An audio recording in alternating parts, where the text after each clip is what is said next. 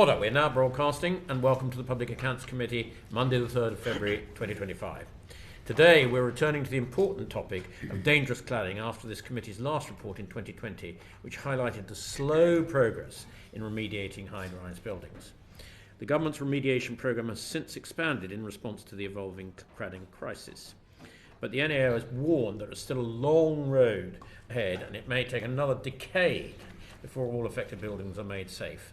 Many uncertainties and risks to the taxpayer money and delivery of the programme remain. Unfortunately, many residents continue to suffer emotional distress and face huge financial burden as a result of this crisis. We are grateful to the large numbers of individuals who have taken the time to submit the evidence to this inquiry. Today we're fortunate enough to have an expert stakeholder panel in front of us, ahead of questioning of government officials later this afternoon. So we look forward to hearing from all of you about how things are working out on the ground, the key risks and challenges facing the remediation programme.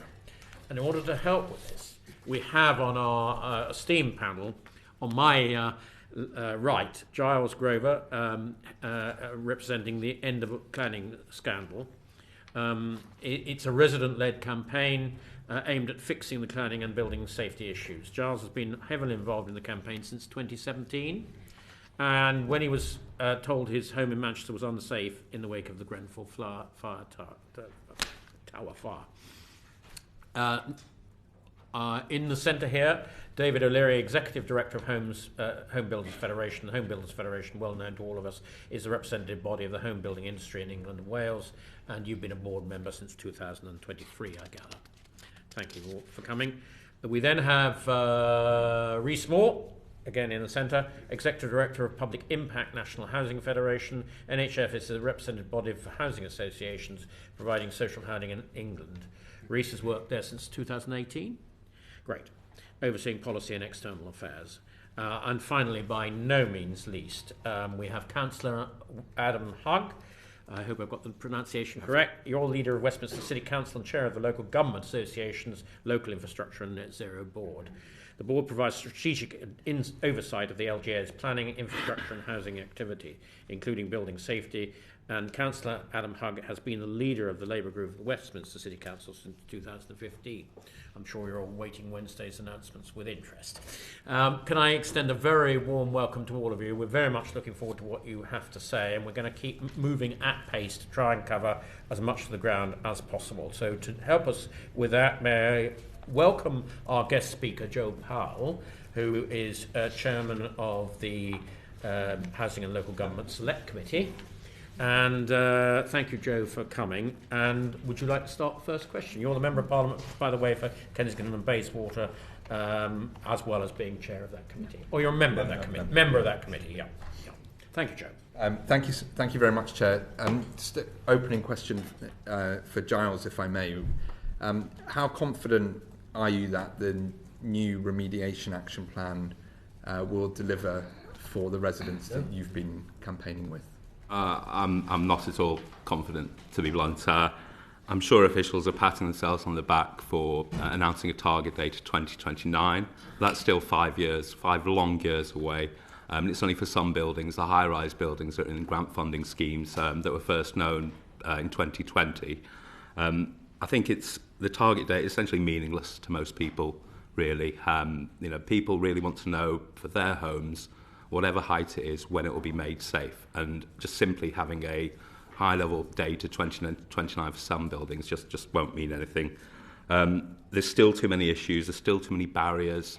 There's no consistency of risk assessments. A lot of the issues that they've shared with the government for years, leasehold and residents have shared and told the governments about for years, just aren't being addressed. So whether it's non-qualifying leaseholders, non-cladding defects, shared owners as well, under 11 metre buildings where there's a case-by-case approach that has failed, I don't know how I can be confident in a plan when the actual issues and the barriers to remediation haven't been addressed. So, I could expand upon non-cladding defects, etc., and a range of other things, but I appreciate time is tight. I could probably be here for a few hours if you let me talk too much. Do you want to follow up, or you? I think on the list that you mentioned, I mean, are there some things that you would have liked to see included on that plan that would give you more confidence? Yeah, there's a few things. I think the starting point is that we've always said this is a collective state and industry failure. Successive governments of all stripes have deregulated, ignored warnings, industry bad practice across the sector, but leasehold and residents are still the ones that are paying for all this. So there needs to be a firmer grip, and that grip could quite easily be done by a lot of the machinery that's in place right now, which, as in our view, we think the Homes and Cladding Safe Scheme is ideally placed to do that as a single front end for leaseholders and residents, with working with the Leasehold Advisory Service, working with the government, the building safety regulator, local regulators, and just joining it all up. So that's probably the first thing that I need, that we need a single version of truth for all unsafe buildings that require remediation. Because right now you've got regulators, local regulators, they can't enforce on the developer contract. You've got resident management companies where they're forced to put in a waking watch. The developer is not obliged to pay for that. How do we actually work all this? So there's too much buck passing, there's too much blame games going around. We still don't have a solution for non-cladding defects at group level. We've shared that many buildings with the Building Safety Fund over the years with the officials saying, look at these issues, what can you do about this? These are holding up remediation. These fire safety defects, these variations, latent defects. We've got a lot of buildings that have been moved from one list to completed when they've still got issues. I know plenty of those. We shared them in August with the Building Safety Fund, but we don't know what policy's been developed from it. We don't know what guidance has been developed from it. So we need just a fresh approach, but using what's in place right now and not having the victims of this crisis, whether non-qualifying leaseholders, whether shared owners, whether people in under 11 metre buildings were ruled out of all help, putting them at the heart of the process, putting them at the centre, making the change we need, and then you accelerate remediation, because you'll have got rid of the barriers, you'll have got rid of the pain, the suffering, the harm that's being caused right now. Thank you very much, Mr. Grover. That's a helpful introduction. Clive Betts, please. Yes. I've to declare an interest, first of all, as Vice President of the Local Government Association. Could I just say to Giles, I'm going to address questions to you. I just think you ought to be congratulated, you and your colleagues, for the campaign you've run ever since the Grenfell disaster. Thank you. Really highlighted this, not merely exposed it as an issue it needs dealing with, but have put forward some very practical and real suggestions about how it should be dealt with. So I think we'll put that on the record at the beginning. So in terms of the barriers, which has been mentioned in answer to Joe Powell, so is it down to money at the end of the day? If we have more money, would the barriers be solved? Or is it just not enough money in total? Or is it the money doesn't deal with certain problems that remain that need to be addressed? Yeah, I think it's a combination of things. I think that the money is always the thing that everyone focuses on. But as we've said for a long time, the issue is that because of the deregulation, because of the lack of real oversight of what was being built, because of the weak national standards, Class O fire spread that's now been withdrawn, it's now up to the government to provide that certainty. Because right now you've got fire risk appraisal external walls, so subjective. You could put 15 fire engineers in a room with a FRU and they'd all come up with a different opinion. So the government needs to provide that certainty of risk assessments for all buildings, all heights, all defects, inside and outside, and then you can actually focus on the size of the problem. Because that certainty, whether it's the Home Office, the fire safety and purpose-built blocks of flats guidance, it's been delayed for years, whether it's almost we need a PAS for the internal standards. We've been told one would come out in April 2025 from the BSI. Now that's October 2025, so that's your starting point.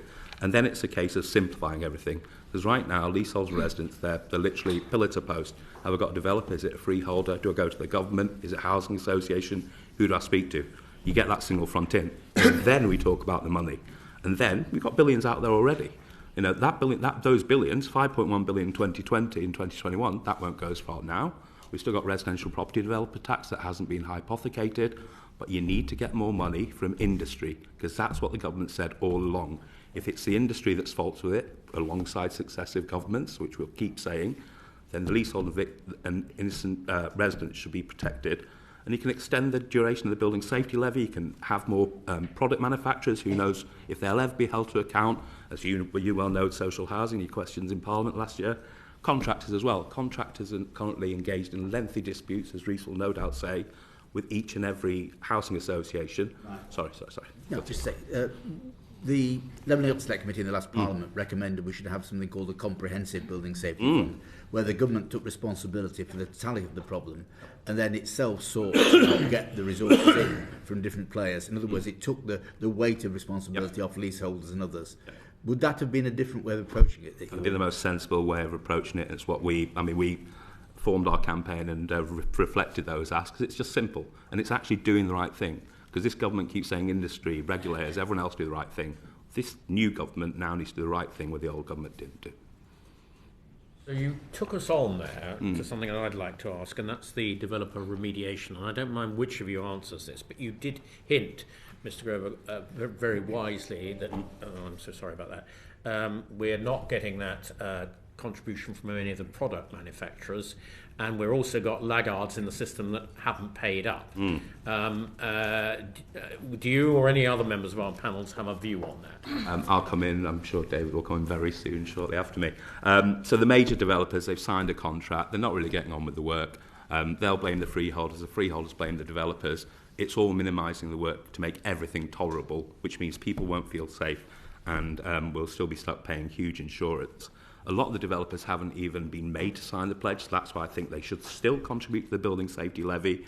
I get the point that no other parties are, that David will soon make, no doubt, but that's where they need to extend it. So there's a lot more developers that need to do the work and repay the funds, but I get the point that, they shouldn't be the only ones paying because they were always the lowest hanging fruit, the old government. So, David, over to you. David O'Leary, do you want to come in? Yeah, I mean, just to put on record, first of all, that as I represent the home building industry, it's the only sector that's made any contribution to the building safety crisis that we have.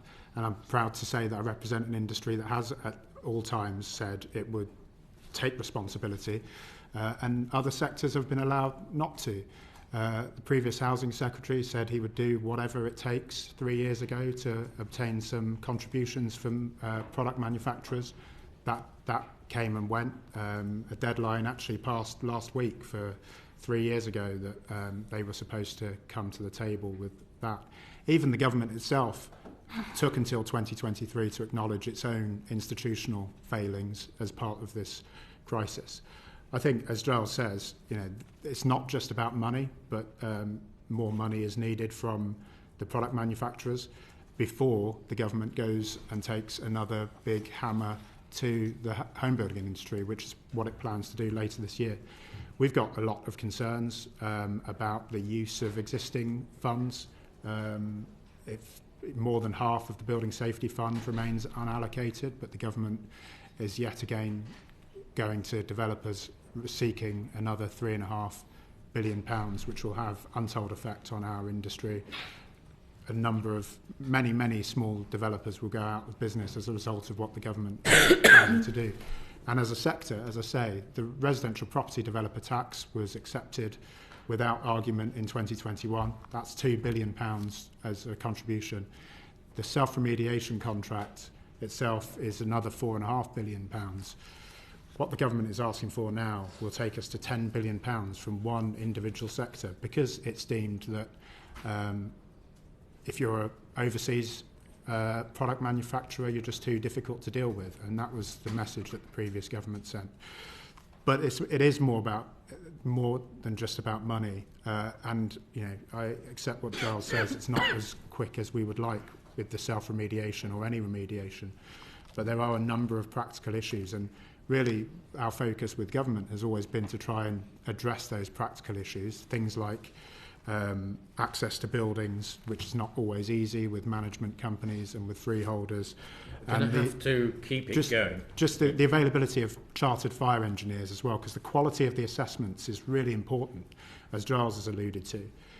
The government has got a panel of assessors, but only a third of those are chartered fire engineers. Only a third of those are the most experienced, well-qualified engineers. And our members, many of our members, would only use chartered fire engineers for their assessments. So we've got this shortfall, which the government could have been helping with over the recent years, but we're still way behind the 8 ball. I know we've got a lot to cover, but while you're on your feet metaphorically, the other actors in all of this, the insurers, what more could we do to keep the insurers on board so that when the remediation did happen, it was done to their satisfaction, so we wouldn't end up with the poor leaseholders actually having to pay extortionate premiums, which they are in many cases at the moment. I mean, the government has adopted the PAS 9980 standard for several years now, and our industry and I think leaseholders have accepted that as a reasonable standard. The insurers are the only ones who don't, it seems, and they're allowed to get away with that. So I think there is more, and in the joint plan that we signed with the government back in the autumn and actually in December, we pushed for more for the government to do on that. And I understand that they are doing something now, but there are other sectors that do need to be brought into the tent. This can't just be developers are bad and point the finger at developers every single time. Okay. Thank you very much. Chris Kane. Yeah, thank you, Chair. Giles, I want to talk about the Remediation Code of Practice and your thoughts of, is it making a difference on the ground? Not really, no. It's took a long time coming. We fed into a lot of the iterations with it. The very last minute it was heavily revised, and one of the key things that was taken out was having routes to compliance, having routes to recourse to know where to go if the contractor, the resident liaison officer, isn't doing what they need to on site. I mean, we saw the fire in Dagenham, Spectrum building in August, over the bank holiday in August 2024, and that's probably the first serious demonstration of what happens when residents living on a building site, there's not enough care about the safety of it. I've seen, I'm the sort of guy who walks around a lot and looks at these buildings and looks at the scaffolding and sees the fact that it looks like timber, it looks like fire could spread. So we've got, that is the most serious case of it. But whether it's the lack of communication that takes place, whether it's seeing buildings still going up with monoflex, people not really knowing where they can go to next. We wanted it to be made law. The government pushed back upon that. We've been through, fed their feedback lots of times. We thought the updated since July 2023, including on decanting, rehousing and best practice. But now we've seen that the developers are agreeing to it, but we still don't know how it's going to be enforced, really. So it's not working yet. It could work, it should work, but the amount of contracts I've spoken to who don't even know it exists, I mean, that's not helpful. From your perspective, is there anything that you're seeing positive about this? How is it making a difference? It has to be doing something. It doesn't. It's just so inconsistent, and there might be one or two positive examples. I mean, I was at one of these feedback sessions with MHCLG, and everyone joined the call just kept saying, "Yeah, we're doing to it. Yeah, we're doing to it." But where's that? Where's the? They're checking that's happening. I've seen lots of visits from officials, MHCLG, everyone to buildings that have done it well. When I ask them for, have you understood what's happened there, it's like, oh, we haven't done that yet. And I speak to residents and leaseholders, and they just say, it was a bit of a jolly for them, really. So it's about learning, making things better. I'm hopeful it'll happen, but we're still the developers, they're going to agree to abide by it, but is that mandatory? Is it advisory? I don't think we'll see consistency on the ground unless there's real oversight of it, and that's where Homes England would come in again, because they've got stipulated communication points, run all those buildings through the schemes, make sure there's oversight, visible oversight and grit. It'd be a wonderful thing. Well, I suppose, David, I was going to ask you, why are not all developers signed up to this yet? But I wonder if you maybe want to answer that and maybe some reflections on what Giles just said. My understanding is that all builders who have signed the joint plan and that have buildings that need to be remediated have signed up to the Code of Practice. I may be wrong, but that's my understanding from recent times. I think some questions were raised about some of the detail of that, but actually that was a fairly uncontentious point in the negotiations that we had with the government around the creation of the joint plan back in December. It was fairly well accepted by developers that was a part of the process. In fact, what we said was, if you're really focused on improving the experience for leaseholders, again, going back to the previous question, you should also rope in to this the insurers and other people who are making life more difficult. So you're saying that everyone who should be signed up to it is signed up to it? That's my understanding. Okay. Would you mind? Can I just stop you there? Is that your understanding too, Mr. Councillor Hugg? I believe there are still some smaller firms that are outside this, but we can pick this up afterwards and write to the committee. Okay. So I think the ones that have buildings that need to be remediated are signed up. Okay, thank you. No, that would be good. And Rhys, can you tell me, are all social providers using the code? Yes, our understanding is that housing associations are using the code and were involved in the development of it and find it to be a very useful tool. Most housing associations tend to already have its resident engagement protocols for major works programmes. And speaking to some of our larger members, they have found that using the code of practice to essentially compare their protocols against has been very useful in terms of identifying gaps. There is also some new works. I think one of the issues perhaps is the profile of the code has sunk down over recent months. I think there's a renewed focus on trying to raise that up again as part of the acceleration plan. Can I just ask you to double check, maybe back to David as well, what is being done to ensure that it isn't sinking down, that it is being kept front and centre and given the attention it needs? It's more than just words, it is an actual code of practice that needs put into practice. Yeah, I think it is fairly central to what developers are doing when they approach these works. But as I say, I can only talk for my experience of it.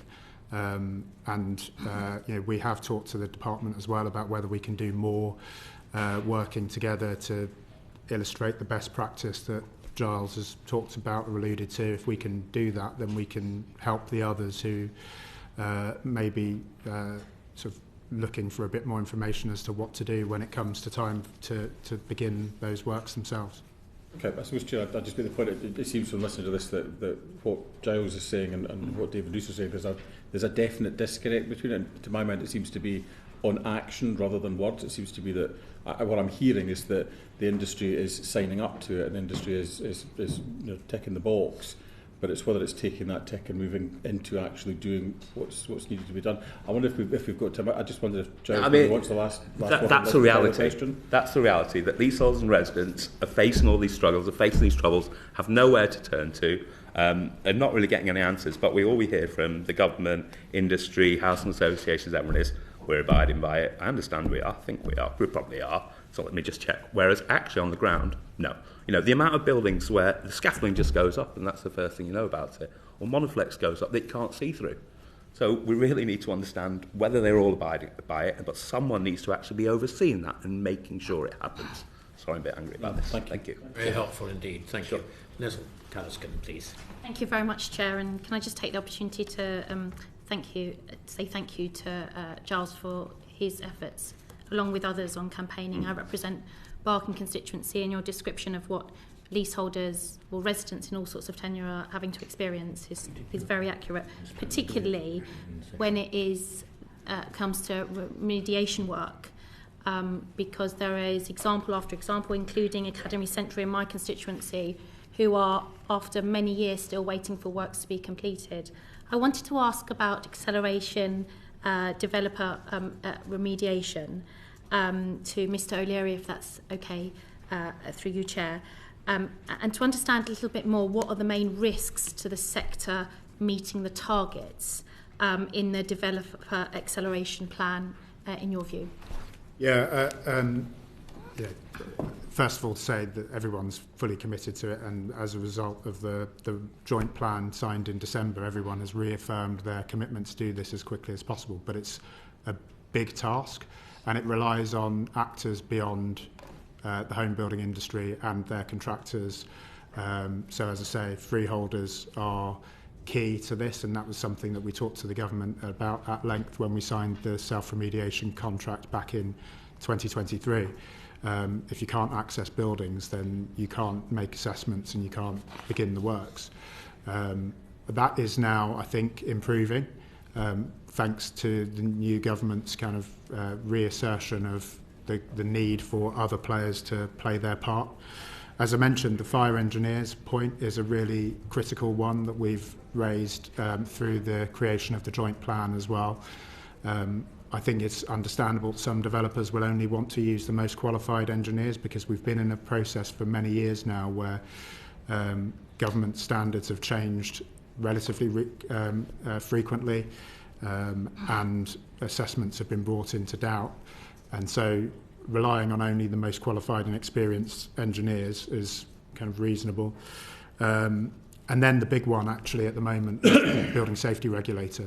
The building safety regulator is a huge pinch point in applying to do works on remediation schemes.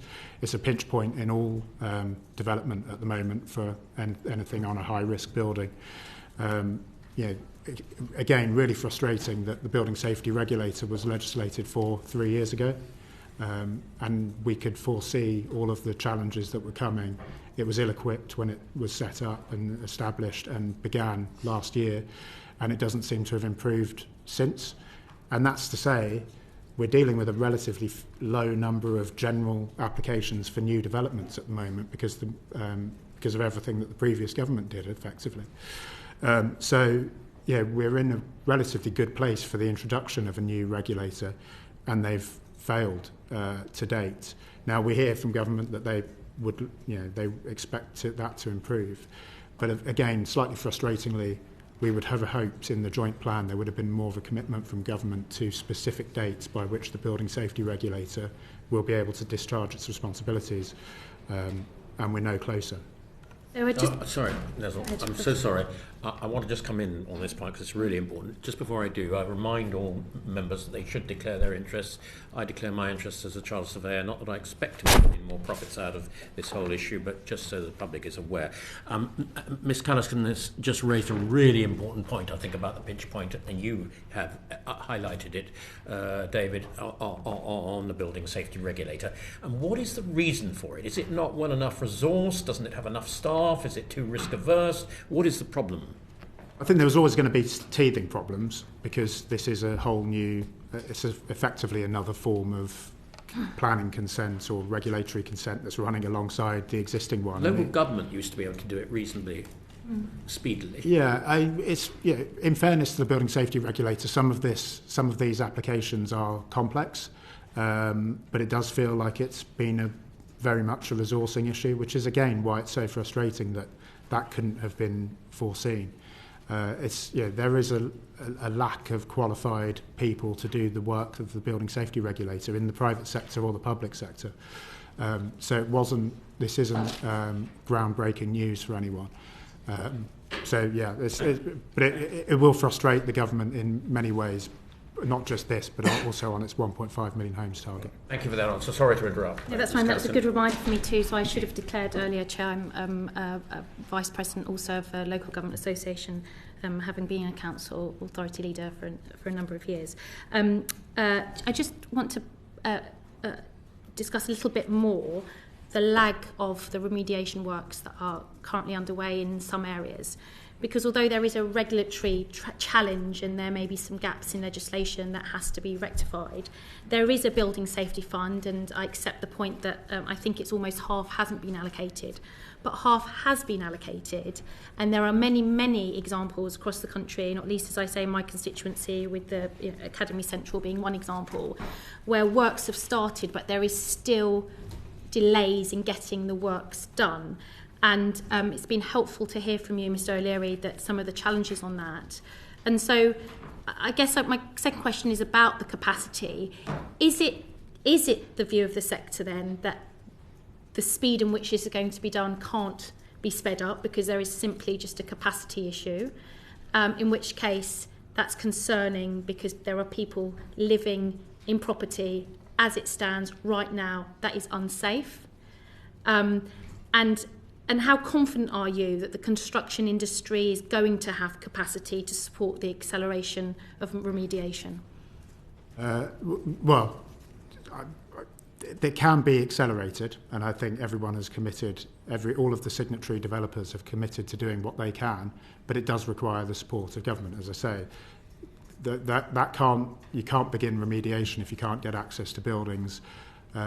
The skills. And you do accept that that's not. I mean, I've got building, and I won't go into examples, but people who are living in unsafe properties are less likely to not let you in a building. I'm yet to come across a resident who says, "My building's unsafe.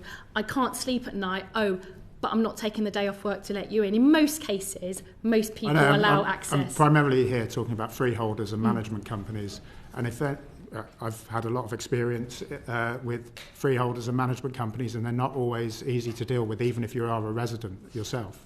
So it's a more sort of structural issue than that. And I think the government has in fairness, made good efforts in the first period of this administration to try and unblock some of those things that were going nowhere a year or so ago. So it's not to say that that's the only challenge. There is obviously a lack of skills in the industry as well. It's been talked about a lot in various contexts over recent times. We've got an ageing workforce. Brexit hasn't helped. It's not easy to find qualified people to do work. And at the moment, there is a drive to accelerate across all of, not just the developer-led schemes, but the government-led schemes as well through the BSF, etc. So it's challenging. I think it can be accelerated. Whether it can all happen, it can't all happen tomorrow, but it is being accelerated as we speak. Just brief. And just for clarity, Chair, sorry, Adam, I was just going to... Let's bring Councillor. I was just going to say, and the honest truth is that all three of us here are competing for the same people, and David's people can probably outbid the other two on the table for here. So there are a limited pool of people who are it takes several years to train a fire engineer, to train a surveyor.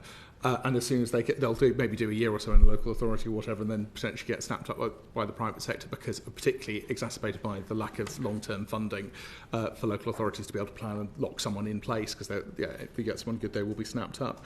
And we absolutely recognise that the problems with the BSR is impacting everything in terms of house building and all of this stuff, but it is because they're learning on the job.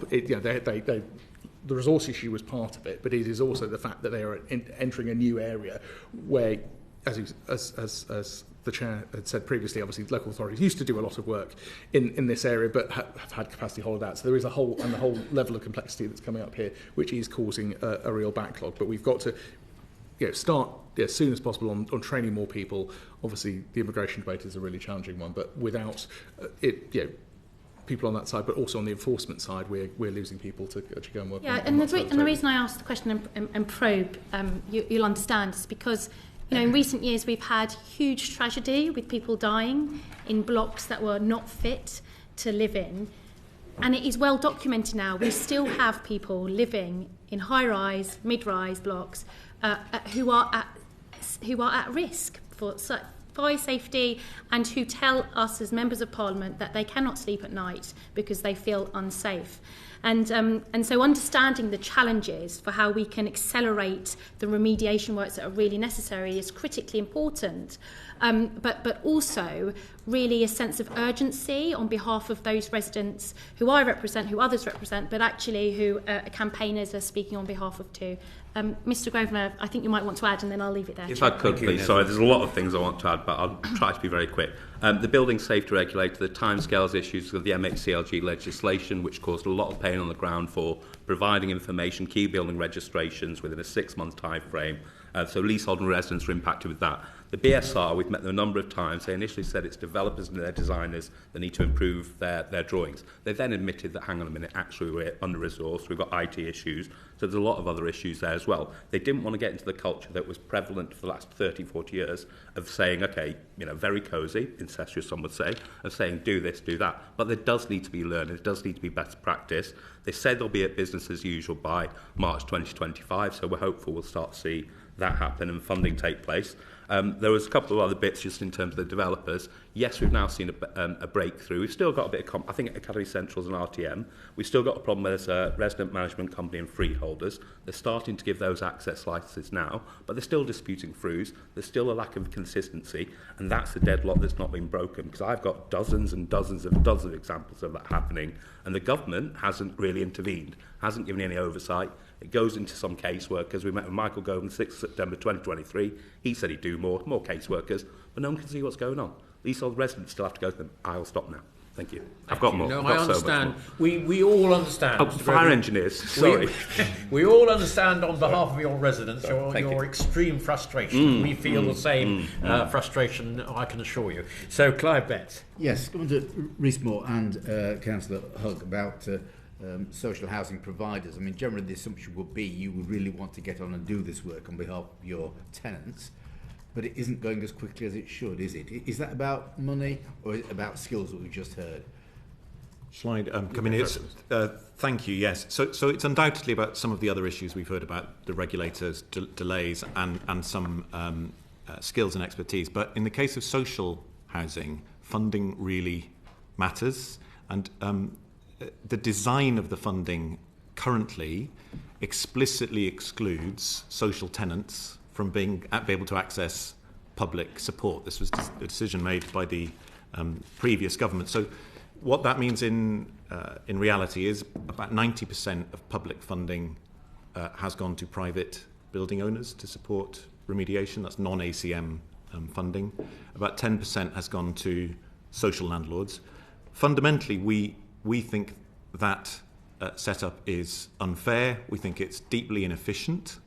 And we think it's wrong in that it prioritises tenure over risk. It directs funding to the type of tenure rather than the risk of a building. It might just be helpful to bring that to life a little bit, to give some examples that our members are currently experiencing. On funding and pace, one of our members with a very high number of buildings that are awaiting remediation has estimated that they would be able to complete their remedial works programme 3 years quicker, so by 2030, had they the same access, just equal access to building safety funding as the private sector currently enjoys. They are currently having to responsibly manage their programme so that they are phasing it over a number of years. Equal access to funding would be a real factor in unlocking pace. On legal disputes, because the current funding model requires social landlords to first try and secure a resolution from contractors. One of our larger members, L&Q, has a building in South London, which they had to ask residents to leave in 2019. They were progressing in their negotiation with the contractor. They'd got to a point where they thought a resolution would be forthcoming. The insurer then stepped in, didn't like the way the negotiation was going. It has now moved to litigation. The court date for that is 2026.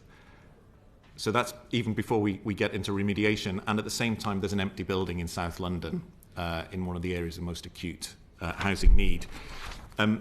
Just finally on the issue of funding and the differential treatment of social tenants, you may hear that there is access for social landlords in that there's the viability threshold, sort of exception in the funding. But as the former chair of the Housing Select Committee has said, currently, in order to access that, a housing association or council has to have exhausted all other options in order to get to that funding. So if there were one thing that would make the difference for social landlords, it would be fair and equal access to the existing funding. Just to build on that, I think it's, to be clear, councils have to go and say we're at risk of breaking our HRA, which isn't a great thing when you're also trying to borrow money for dealing with all the many other things that you're trying to do, and not only getting the trust and confidence of your residents. So it's the ACM scheme worked better for a number of reasons because it was a lot easier to access. The Building Safety Fund and the Cladding Safety Scheme are all things where we literally have to say you're in dire straits, there's nothing else we can do, apply to it. So the government is trying to create some informal flexibility around this, where that is helping around the margins, but it is still the principle that you have to say this, and then there's so many other things that potentially jeopardises if you're trying to do that. And obviously the pressure is, the fire safety actually is crucial and it has to be at the heart of what council's doing. There are also other important priorities such as responding to our law around damp and mould, which is other health and safety things. And then it's struggling, obviously, how do you build the homes you need to tackle the temporary accommodation crisis. And and that's before you get to other sort of more day-to-day landlord responsibilities for social housing providers that your residents expect and need. So there's an awful lot of pressure. We've talked around the fact, if more money was available, that would be very helpful, and you've then got to have the people to do it. And again, we're all competing for the surveyors, fire engineers, and EHOs, on the other side as well. So there's real competition for people. So I think, as much flexibility as we can. And I appreciate the Public Accounts Committee sits here to make sure firm grip on public funding, but there's a lot more that we could do if there was greater flexibility. Can I jump in quick? Sorry. Very, very quickly, our campaign position is that social housing providers should have equal access to funds. As you say, it's so they make homes decent, but they also need to treat shared owners with decency and sublet, allow them to sell. Contractors are already speaking to us and saying they'd rather pay into levy, perhaps selfish self-interest, but their contracting body, Build UK, has made representation to the Treasury saying that we'd just rather have simplicity rather than just lawyers getting rich, because that's what's happening right now, while the delays at people's homes being made safe continue. Sorry. Okay, that's a fair point. Just coming back to local authorities, Councillor, your enforcement work. You've got the building safety regulator now, which deals with the highest rise buildings. Is that complicating your enforcement work, and also the different changes about building control that have come in with the legislation as well? So it's a complex picture. I mean, obviously, as a sector, we are dealing with a long period of hollowing out of all of our capacities in building control and other services. We're trying to train up at EHOs as quickly as we can and not lose them to other parts of the sector. So we're trying to identify the non-compliant buildings, and that is a big challenge. We want more data available to help us with that. And as I said, we've talked about those funding constraints as well. So yeah, the fact is the environment is keeping shifting. Obviously, we're hoping the spending review gives us some stability, and there is some regulatory and funding stability to enable local authorities to plan their systems to get things up to speed as quickly as possible, because different authorities in different places depending on how much capacity they've got. I mean, I know my authority is further down the line because of the greater capacity we have than some others. In terms of enforcement then, is it again back to funding, is it skills, or is it lack of clarity about precisely what? All three. Right, okay. But obviously money would be the greatest thing, but it's money, capacity and stability. With the money. Chris Kane, thank you, Clive. It's Chris Kane, please. Yeah, just going back just to the social housing, just go back to that a little bit. David, I'm wondering what we could expect to see developers doing to unblock cost disputes with social providers. I wonder if you can talk a little bit about that. Yeah, it's not an area I'm particularly close to. I'm not aware of any disputes in detail, but the joint plan that was signed in December has a whole section on this, and again, it was relatively uncontested by developers. There's a lot in there in the joint plan that makes sense to use all endeavours to try and unlock these situations where they arise if there is a deadlock. And I think the government now has a route into those discussions that can help unlock it if there is a deadlock. And you're comfortable that the work is happening, the common endeavour to get through disputes is happening. I mean, they're not nice to be in dispute. It impacts the way we all act when we're in dispute. But as long as we're doing it with a common endeavour, we can get through it. You're confident the members have got the right mental approach to this as well as business approach to this. Yeah, I mean, I think social approach to this. The big, very big frustrating factor of the last few years has been how much money lawyers have made, and I don't think there's any desire to give lawyers any more than they need to. No offence to any lawyers on the committee, but there's no desire to go any further and give more money to lawyers. So if we've got now a new route that will unlock any of those disputes, and the government can play a part in that, then that's helpful. As I say, I don't think it's not something that our members from the developer side talk about at great length. It's not an area they consider to be holding things up massively. Thank you. Joe Powell. Thanks, Chair. The building safety levy was mentioned earlier. The implementation of that is coming later this year. So a question for Councillor Hugg, and obviously I do represent 2 wards of Westminster, just to make that clear. But what preparation have you made? Are there challenges that you foresee in actually collecting that levy? Because it will be on local authorities to do the collection and pass it to government. So obviously local authorities are working hard to get ready for this. I think there is a degree of, I think we're calling for more greater clarity on the implementation guidelines, because ultimately it's moving at pace. So we need to know what we're going to be expected to do in detail in the autumn, so we can plan and prepare. I think we have There is an administrative burden on councils that, this is again something that not doing so need to get those up to speed.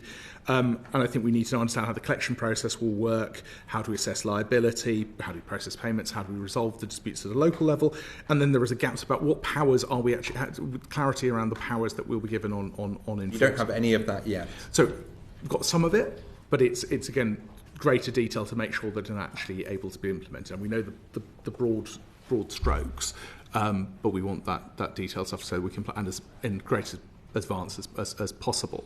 And I think we need to recognise that different councils have different levels of pressure in this, so we need to make sure there's a fair funding distribution mechanism that makes sure that the funding is allocated to the areas that have the most affected buildings. So I think that, and obviously that sits against a broader backdrop of local government finance that, as I'm from the LGA, I have to say at every meeting like this, obviously greater stability, greater capacity in these departments and local authorities is helped by whatever comes out of the financial settlement that's coming ahead. We're over time, but it is such an important subject, and you've given us some really helpful advice. I'm going to give each of you the opportunity to say in one sentence anything that we don't think we've covered and you'd like to tell us. So we'll start with you, Councillor Hunt, please. Nothing? No? Well done. I'd just like to add on the building safety levy point that, from a developer perspective, we're very much in the dark as well. This is something that the developers will be paying, and for the first time, actually, the developers who have been paying into previous things like RPDT and the self-remediation are generally bigger. This is something that's going to affect our whole sector. We still don't know what those rates will be. This is something that's going to be having to be paid this year. We're not convinced that it's necessary when you look at how much is left in the Building Safety Fund, when you look at the way the government has worked out its estimates for the number of buildings that may need to be remediated. So the NAO reported that the government is suggesting it will be 12,000, but only 5,000 are being monitored currently. So are there another 7,000 buildings that need to be remediated? Because this is the basis on which the government is about to take a massive hammer to the home building industry. With a whole new swathe of costs. We also had hoped that it might be removed with the new government because it was clearly a politically designed tax by the previous administration. Would you just like to address that point, Rhys, more? Because there's a very important paragraph, 3.16 in the NA report, which says the whole way this has been handled in the social housing sector is likely to give rise to a lot fewer social houses being developed. Would you just like to expand on that point? Certainly. Housing associations have had to find this money to cover the cost of remediation from somewhere, and they only have two choices. It's either investment in existing homes, repairs and maintenance and so on, or it's to cut back on development. And the impact on development in London has been catastrophic. So housing association starts of new social housing in London last year were down 90%. And there's a direct line between the costs that have been placed on the sector through the current funding settlement and those numbers. And as the committee will know, and I know you focused on this in a recent report, the knock-on impact and costs of temporary accommodation and homelessness are very significant. So not only if we were to secure a more equitable access to the Building Safety Fund for social landlords, that would both help with pace, it would also mean these knock-on impacts would be mitigated as well. Well, that's really important. As you know, we've got the department next, and I'm sure someone will have questions of what you've just said. So thank you very much. Giles, very briefly, and I mean one sentence because we're well over time. I'd like to ask the officials that are coming up what they're going to do about the recent news of the suspension of fire engineer Tri-Fire and the devastation that's wrought in the market. 20% of buildings that people don't know whether those assessments are accurate or not, and they've known about it for 3 or 4 years, this government has. I've got a lot more, but fine, okay. Well, can I thank all of you? This has been a really important session. I know we've been tight for time, but we do appreciate hugely what you've all had to tell us from your experience. Thank you. Thank you. Order. The clock is now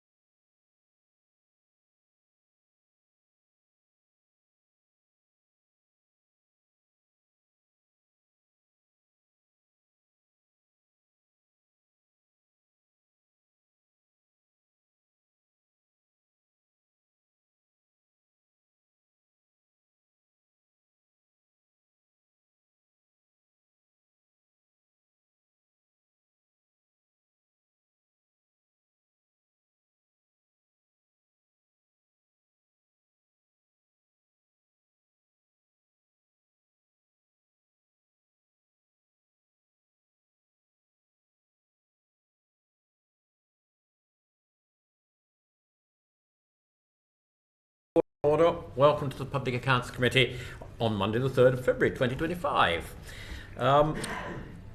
to a session on the remediation of dangerous cladding. So 8 years on from the tragedy of Grenfell Tower, where 70 odd people tragically lost their lives, there remains a long road ahead to ensuring all infected buildings are made safe.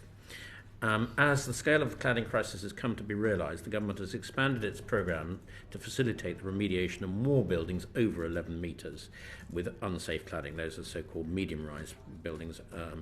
Over 18 metres is high-rise. The NAO's recent report raised concerns about the pace of remediation and the uncertainty around the number of unsafe buildings. And as of August 24, up to 60% of affected buildings have still not been identified.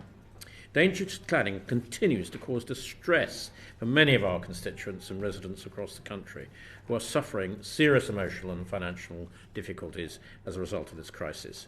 And again, I'd like to warmly thank all those who have been submitted evidence to this inquiry. And while we've been unable to publish individual cases, it has been very useful as background to the committee and helped to inform our questioning today. So we just heard, as some of our witnesses now will have heard, the excellent panel of witnesses about some of the challenges facing the whole remediation programme. And we now look forward to hearing from officials about how they are planning to accelerate remediation and manage the financial impact for the taxpayer and provide support for affected residents. So to help us with all of that, we're very pleased to have with us today the Permanent Secretary from the Ministry of Housing, Communities and Local Government, Sarah Healey, who Sarah's been in her job since 2023. You're very welcome. Richard Goodman, on my right, has been Director General for Safer Greener Buildings, and he's been in his post since November 2020, and this is SRO for the remediation portfolio. Then Llewelyn on his right, my right, Director of Remediation Policy. Ben has been Director of Building Safety Remediation since March 2021. And Helen Fisher, to whom I give a special warm welcome as it's her first time in the committee. You're especially welcome, Helen. You're Director of Cladding Safety Scheme, and you've led the development of the Cladding Safety Scheme since 2022, and you're now the SRO responsible for the programme. So you're all extremely welcome. And to start us off, I'd also like to welcome, as our guest member today, Joe Powell, who is the not only the Member of Parliament for Kensington and Bayswater, but he's also member of the Housing, Communities and Local Government Committee. And to start us off, can I please ask you the first question, and that is to Sarah Healey, please. How will your new plan speed things up? Sorry? How will your new plan speed up all of this remediation process? Thank you. And we've got of course, your Secretary of State's statement at the beginning of November as to when she expects various things to happen. So that's all helpful for us. Thank you. Thank you. I think it's worth just emphasising at the beginning that our ministers are very committed to speeding up the pace of remediation and clearly set out their plans in the remediation acceleration plan last autumn. It's worth noting that many of the points in that remediation acceleration plan address some of the issues raised by the NAO in their report. So the NAO highlighted the fact that there were not current targets that we were measuring against for progress and pace of remediation. So we have set those in the remediation acceleration plan very clearly, and steps to ensure that we meet those targets. So just as a reminder for the committee, that's that by the end of 2029, all 18 metre plus buildings should have been remediated, and all 11 metre plus should have either been remediated, have a date for completion set, or the landlords concerned are subject to clear penalties.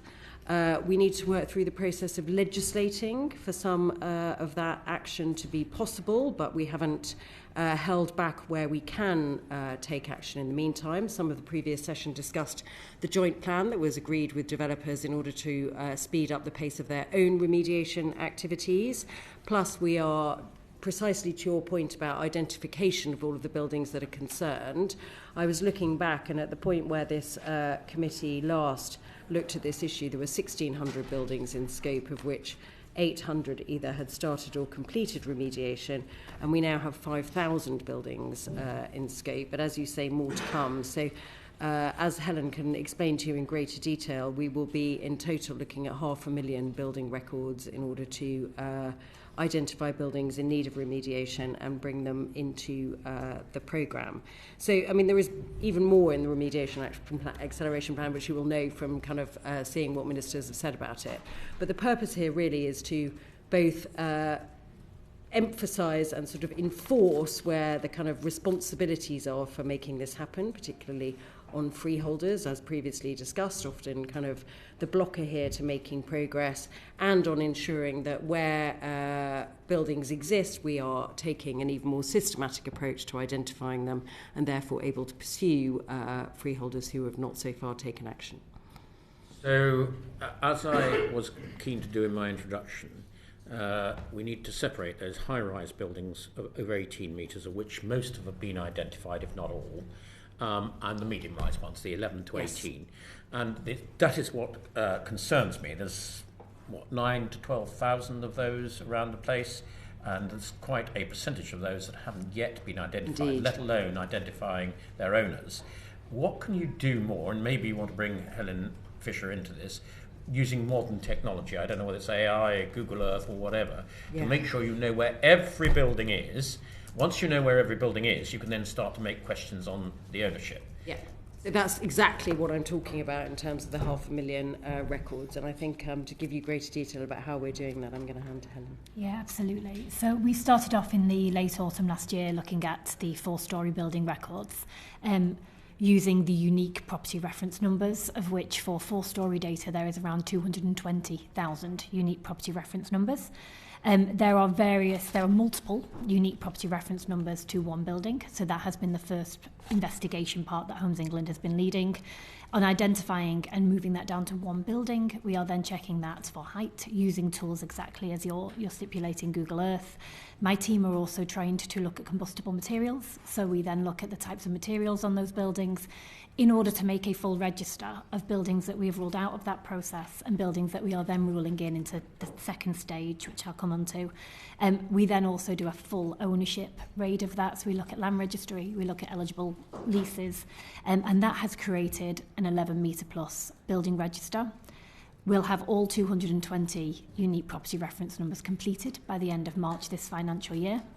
My team will then start on the other 500,000 3-storey data, which there's around 500,000 unique property reference numbers, which we intend to have completed by November, December of this year. So I suppose we in this committee are very keen on transparency.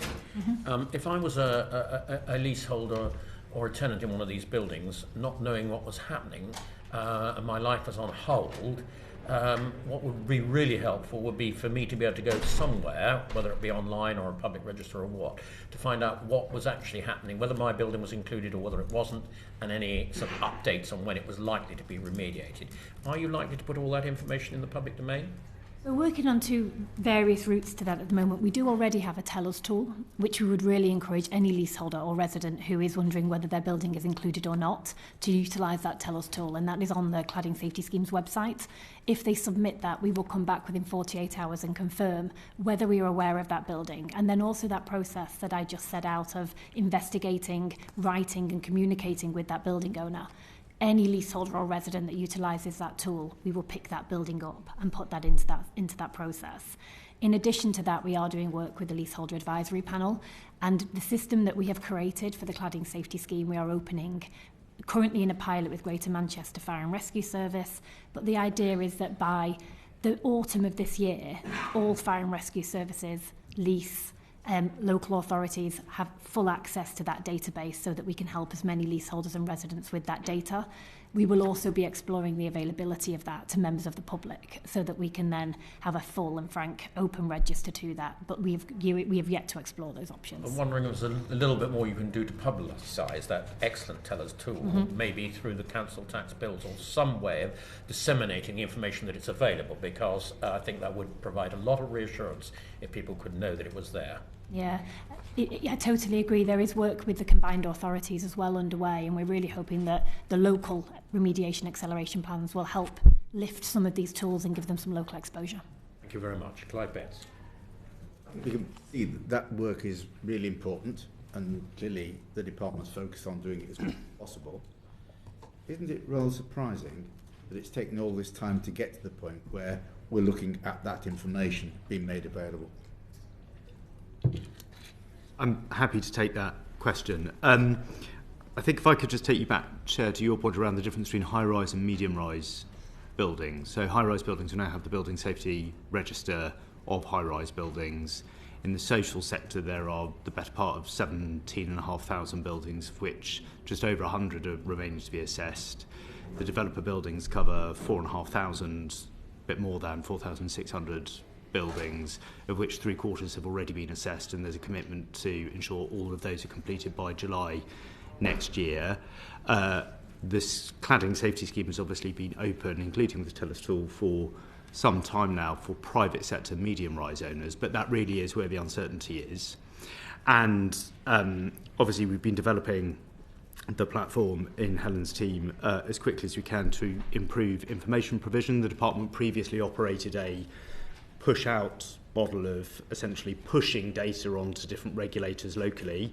We've obviously wanted to do that so that they have the same information that we have as soon as we have it, but this is really a way of systematising that process so that it's more comprehensive. It's also worth saying that, of course, we have had to compel membership of the high-rise registration-based database through legislation. Ministers have committed as part of legislation to looking at putting the single remediation platform, which Helen has just described, onto a statutory footing. At root, there are far too many responsible people who have not taken basic steps to assure themselves. The duty is not new. It was clarified under the Fire Safety Act. There are almost 500 buildings now that have been subject to some form of enforcement activity. So taking it back to the Permanent Secretary's total, out of 5,000 buildings, almost 10% of those have required enforcement action. So we are pushing this framework as hard as we can, but ministers have indicated that the framework itself needs to change. Okay, but it is 8 years since Grenfell, and we're still, pushing at enforcement. Shouldn't all this have been done a lot more quickly after Grenfell? Or didn't the enforcement agencies have the powers that they now have? Is that going to make a difference? Well, so obviously the previous administration changed the framework for enforcement very fundamentally through the Building Safety Act. The full provisions in the Act were turned on in April 2024. So, of course, there are many people that feel many statutory changes should have happened before that point in time, but that's the point at which Parliament legislated. We've obviously looked to push that framework as hard as we can since. In our conversations with local regulators, it's certainly true that we've found problems. So one of the things that we published as part of the acceleration plan was consolidated guidance to regulators to help them understand the new tools that the Act had made available. We funded the Recovery Strategy Unit in the department, including an uplift of £5 million to take more litigation to freeholders directly in order to drive action. And, of course, we've put additional enforcement money into the system. So 14 million since 2022. There's another 33 million going in as part of the acceleration plan. That has worked. The level of enforcement is double what it was 2 years ago. So obviously there are a whole load of policy choices there for ministers about what the framework should look like. But we are very committed to pushing the framework as hard as we can with the tools that we have available. We've heard from previous evidence, and I think everyone knows there are many freeholders and developers who are currently not cooperating with their responsibilities. They're sort of trying to hope they will go away if they ignore them. So can we be assured in the next 12 months enforcement actions are going to be taken against all those bodies who should be acting who aren't? I can certainly tell you what we're doing to equip regulators to take action. Obviously, I've got no direction power over local authorities or the Building Safety Regulator or Fire and Rescue Services. Equip, what do you mean by equip? So we're putting £33 million into the enforcement framework. We've put £5 million into mayoral action plans to help coordinate that and make sure that regulatory activity is as targeted as it can be. We've put £5 million into our own recovery strategy unit to take on some Is that sufficient? toughest case. Is that sufficient funding? Well, that will depend on the behaviour of freeholders. So it is certainly true, for instance, that where we've had leading litigation, tribunal decisions have changed the dynamic of freeholders responding to buildings. So, for example, I met with Deputy Prime Minister, a very significantly large freeholder, and because of some of that case law, their behaviour has changed. They are now accelerating the assessment of buildings. So there is an important behavioural dynamic, but the policy choice that ministers have taken, which you'll have heard from the Deputy Prime Minister's statement, is that this framework is not going to be enough to fix the problem on its own. So the commitment to legislate for a backstop date, for more severe penalties, for clearer and tighter assessment standards, more rigorous duties on building owners, I think you can take from that recognition that that's where the framework doesn't currently go hard enough and is needed to make the acceleration plan work. But we are not waiting for legislation to come over the hill. We're doing everything we can with the tools we've got ahead of any changes to the law. So the intention is that there will be the powers there and the resources there to ensure that whatever the reaction of freeholders and developers, eventually enforcement action will be taken, which will be effective in these cases. Exactly right. I know probably what sort of answer I'm going to get, but Ms. Healey, can you give us any idea of the timetable of that legislation? And could you include in your answer when the registration scheme for all medium-rise buildings will be put in place, as it is for the high-rise buildings? So I'm really sorry to give you the answer you're expecting, but unfortunately the decision about when legislation is brought forward is not one for me. But we are in the department working as quickly as we possibly can, and with under the direction of ministers enthusiastic to be able to legislate as soon as a slot becomes available to do so when we are able. Well, you can hear the committee's desire, and all of those residents out there desire to Believe get this me, on the statute shared as widely. quickly as possible. Shared widely. I might ask someone else to come in specifics of the register. So, I mean, the register will obviously, having statutory enforcement powers behind that, will be contingent on legislation, but the TELUS tool and the single platform exists right now, and there is no barrier to a responsible person putting an application for a cladding application today. Thank you very much. Chris Kane. Thanks. Can I ask Helen, you were talking about the efforts to identify the buildings earlier, and that's a fairly hefty amount of work that you're having to do. Can you give us some evidence that it's working?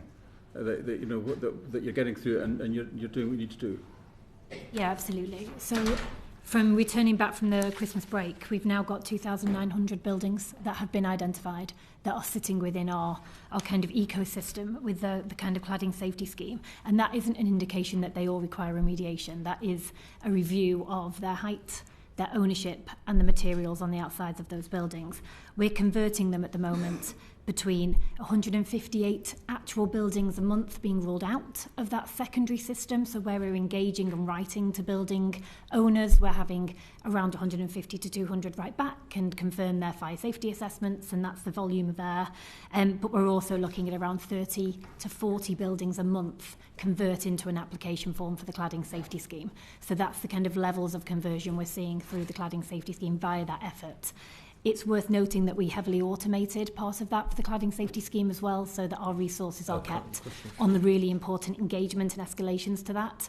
But the system allows all of those 2,100 buildings to receive communication from Homes England every 10 days, and that communication goes up in its level of severity. And the next steps to that are now piloting with Greater Manchester Fire and Rescue Services and using that to make a national blueprint of how we can roll that out to get local enforcement powers and local teams really assisting with that, finding, locating and pressurising those who should be to push their application forms in. Okay, thank you. I suppose I want to move on and talk. It's maybe a question for Richard. I want to talk about skills and capacity as you speed up identification of the buildings. Are you assured that there are sufficient skills and capacity in the market to remediate at the new pace that you're looking for? Thank you for that question. It's an area that we monitor extremely closely. Obviously, it starts with the ability to access fire assessors. Some of your previous witnesses were talking about the barriers that we've seen there before.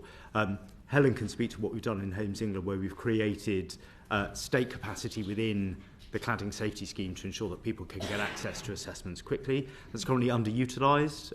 We've offered to extend that panel out to developers as well as a means of making sure that buildings get assessed very quickly. So we don't see any shortfall there at the moment, and we've got additional capacity that we can use. The vast bulk of the assessment process has been completed in the social housing sector based on their published data. Beyond that, we're working closely with the Construction Leadership Council to provide modular training on, for example, facade engineering and cladding and rain screen courses. The cladding safety scheme will be publishing pipeline data in future. Obviously, the best way to scale capacity will be for the private sector to invest in ensuring its own supply chain is sufficiently robust. We can help that by being more transparent about what is coming down the way, and we've signposted to other tools such as where the immigration list permits cladders, for instance, to be sponsored by employers. So we don't currently see a construction industry and capacity shortfall, but we monitor it carefully and we try to promote private sector investment in that supply chain where we can show that the money is available. Okay, now this is a UK-wide problem, not just an England problem. And I just want some sort of assurance that there's some sort of coordination with the home nations generally, because if you're increasing the resource in one part, you could be taking resources away from another. So what I don't want to see, or I would hate to see, is suddenly there's a shortfall in Scotland of the type of skills that we need, because there's been a lack of coordination and communication between the devolved nations to ensure that you're accelerating at a sustainable pace across the United Kingdom, not just around England. Can you talk to that? We've no desire to rob Peter to pay Paul. Ben, to talk about our relationships. Yeah, so we meet regularly with the devolved authorities to talk about all aspects of our work, including capacity concerns, and we would always be happy to share lists. So the example, the framework that Helen manages, we can share details of assessors with the devolved nations. Obviously, those assessors are generally regionally based, so it's not necessarily we're talking about the same pools of people, but where there is the ability to draw expertise more widely, we always look to support each other. And can you talk to the working relationship? I suppose the challenge about the building industry in the last one is it's okay to say you do that, it's okay to have a protocol in place, but the working relationships is going to be the difference between something working and not. Is it a good, robust working relationship amongst the home nations in order that you're talking to each other? It's not a framework that you say could be called on if it needed to be. You're having the conversations and everybody's happy with it. No, I know exactly what you mean. And no, but genuinely, there is genuine open communication.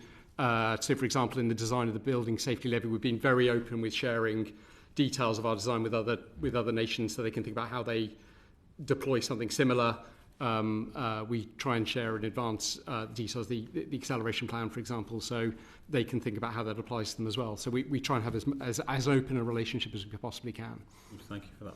Let's be sure. Thank you very much, Chris Kane. Nesl Calliskin. Thank you very much, Chair. And some of this has already been picked up, so I'm aware of that, but I just want to talk a little bit more about the delays, because MHCLG have set out expectations for progress for remediation works, but the pace, as you've already, I think, acknowledged, is behind. Indeed, no remediation works has started, I understand from the report, on half of the buildings in the developer programme. So it's unsurprising you'll recognise that for many people it's of huge anxiety. Thousands of people in this country, including my own constituency, feel trapped in their own homes, unable to sell or move out, hit by rocketing insurance prices. And even for those who have had the works that have begun, they're often in their buildings with scaffolding outside and trapped for, feels like for them, disagreements between developers and freeholders. You have already spoken about some of the legislative changes that are pending. I wondered if you're able to comment more on what the government is doing whilst we're waiting for that legislative change, because for thousands of people, they are caught between developers and freeholders and this ongoing back and forth while they are feeling literally trapped in their own homes. And if there is action that can be taken in the meantime whilst we wait for further legislation.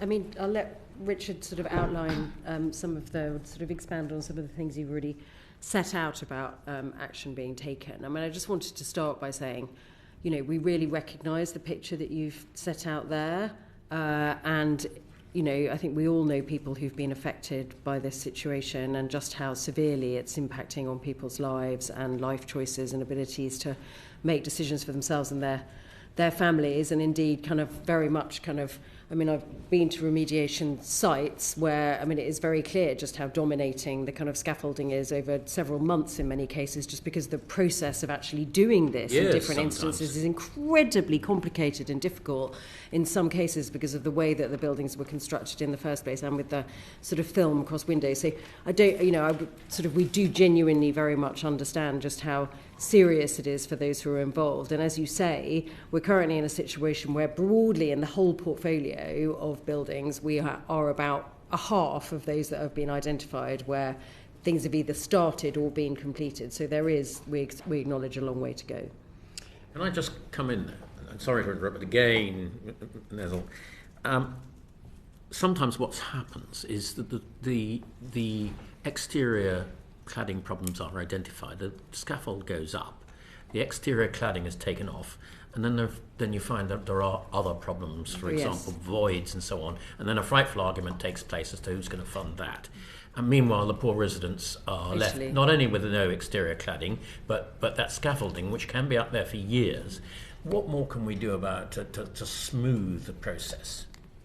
Yeah, I mean, all sorts of things can go wrong, including kind of those things. I mean, I was at a site last week where the render contractor had gone bust, and suddenly it was like, well, we need to sort of source this from a different place. So these things do go wrong, and in fact, a lot of the contractors, the people on site were sort of highlighting, and I'm sure we'll get to the code of practice kind of later on, that the important thing is that the people living in the building actually understand what is happening so that they appreciate why. I mean, we all know from all of our experiences with builders that a builder simply disappearing when you're expecting progress to be made is incredibly frustrating. And in this instance, when it's having such an impact on people's lives, it's obviously really particularly bad. But Richard, do you want to touch on both of those? Yeah, so in terms of assessing the work that needs to get done in a building. You mentioned other types of defect which may be non-cladding related. We're working with the BSI to develop a similar risk-based standard to help give the sector more certainty about what work does need doing or doesn't need doing.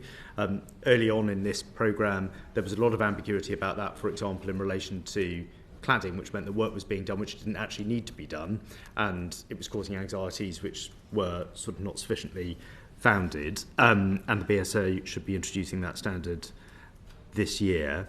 I think settling some of these questions as soon as we can, as early in the process, is really important. Helen can speak to what we've done to streamline that in the cladding safety scheme.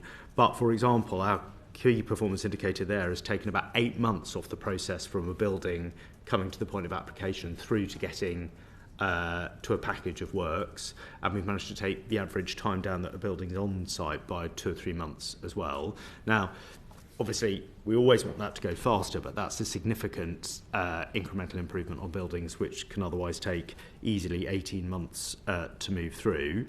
In terms of funding for those other defects, again, within the framework in which we operate, we will obviously pay for external wall defects and work that is kind of contingent to that work happening.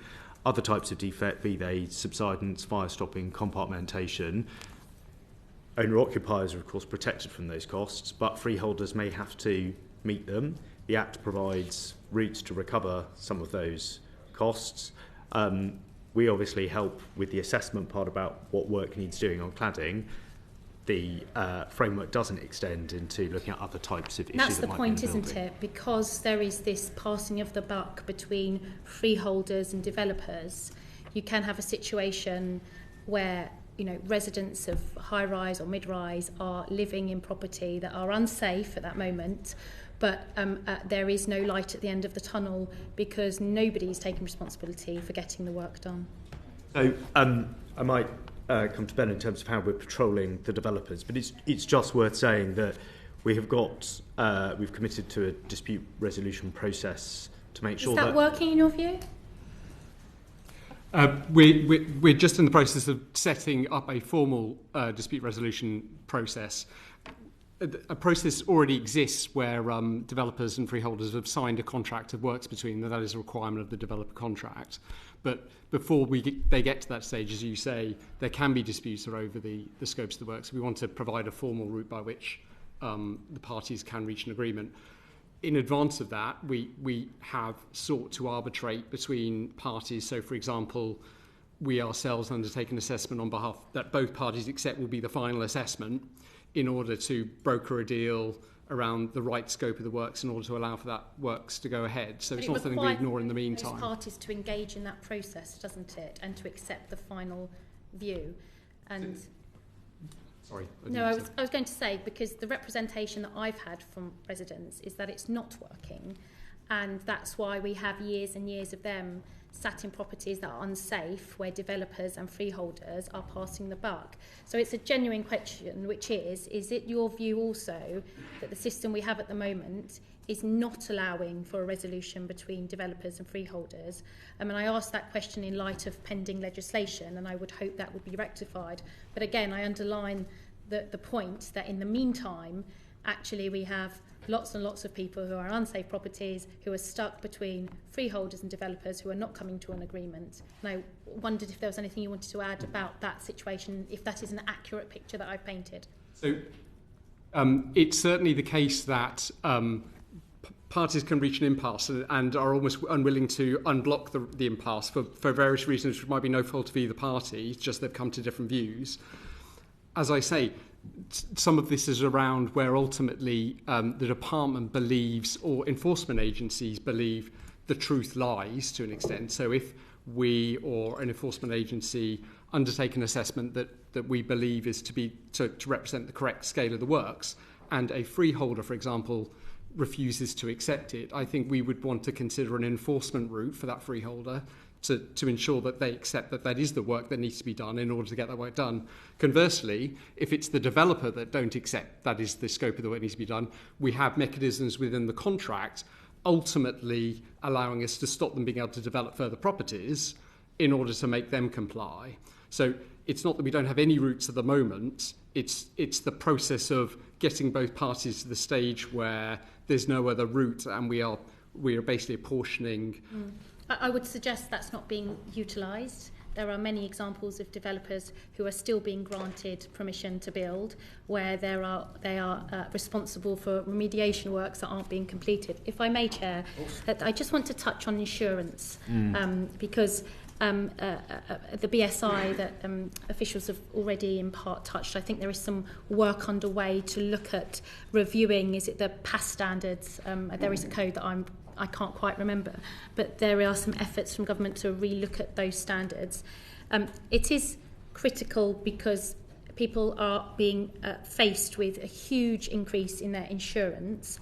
I wondered if you might comment on that process of reviewing those standards, and what currently, in terms of government efforts or department efforts, are underway to discuss with insurance companies to try and reduce the burden of increasing insurance costs.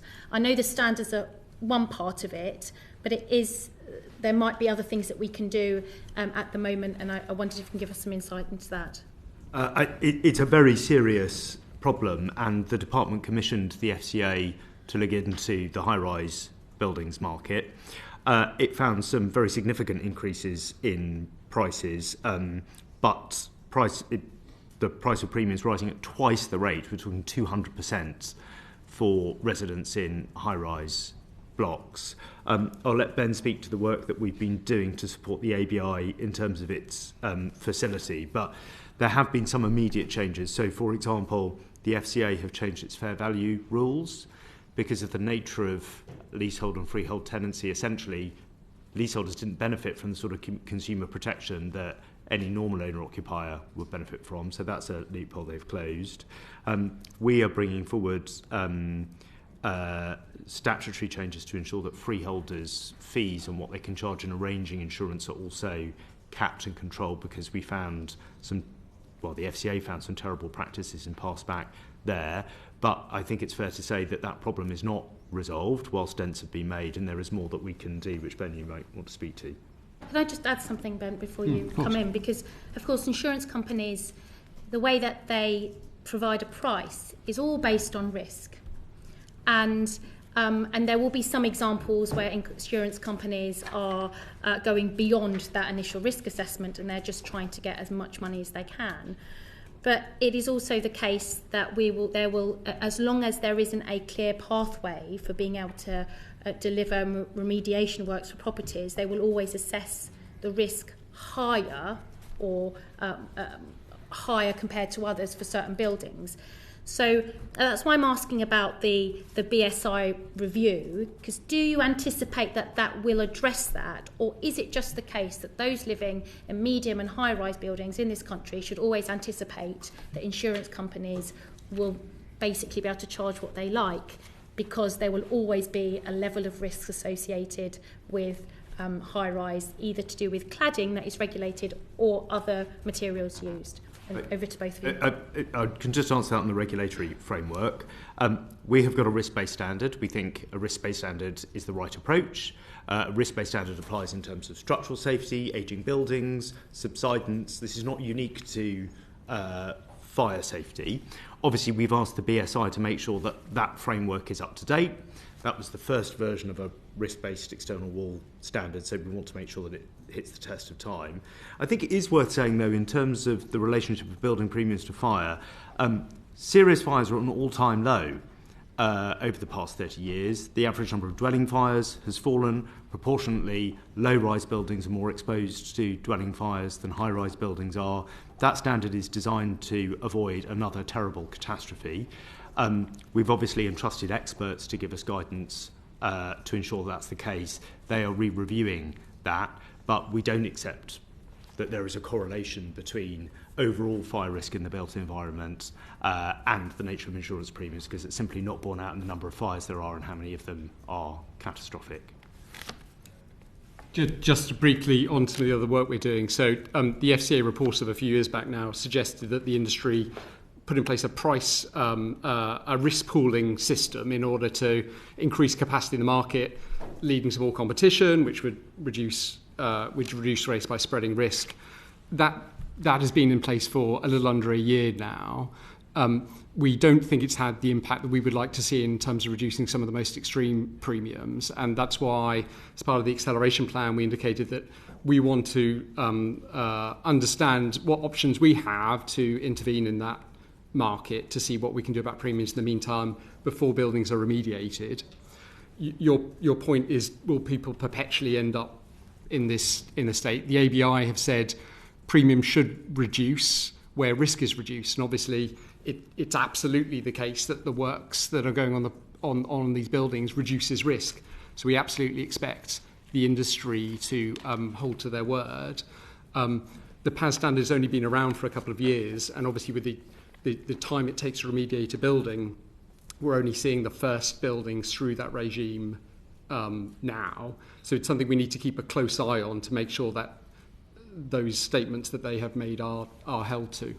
And it is a really, it's a niche part of the overall picture, but, everyone will appreciate, as well as being having to live in a property that is unsafe. You've got people who can't sell their properties, they can't rent them out, the mortgages are at risk, and now they're being hit with the insurance that is through the roof. It is really destroying people's lives, and I absolutely appreciate that there is commitment to do something about this, but after 8 years, after a huge tragedy, now we face a situation where individuals are feeling utterly helpless, trapped in their own property, unable to sleep at night. So can I take the opportunity to urge officials to get on with it in conjunction with government, so that people can really get on with their lives and feel safe when they go to bed at night?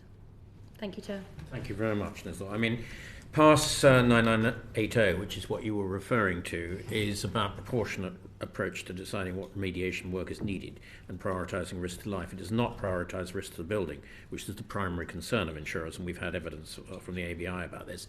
I mean, can we bring in the insurers at an earlier stage when a building is about to be remediated, so that they are happy with the specification, and that if the building is remediated to that specification, there should be no inherent reason why, after it's been remediated, the insurance premium should be any higher for a building that's been remediated than any other building that doesn't need remediating. Surely that is the end state we need to get to on behalf of being fair to leaseholders. I think I guess the issue with that is that then you essentially hand the decisions over an entire remediation project over to the insurers, who will want zero risk in any building ever.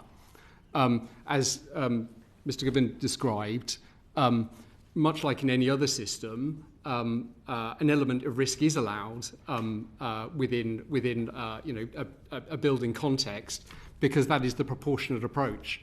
I guess the counterfactual of that is a lot more taxpayer money spent doing more work than is necessary to make a building safe, which obviously has its own issues. And so the balance that is struck in here and any other bit of health and safety or safety legislation or rules is around what is proportionate, what is the right amount of work to do, rather than remove and reduce every risk possible.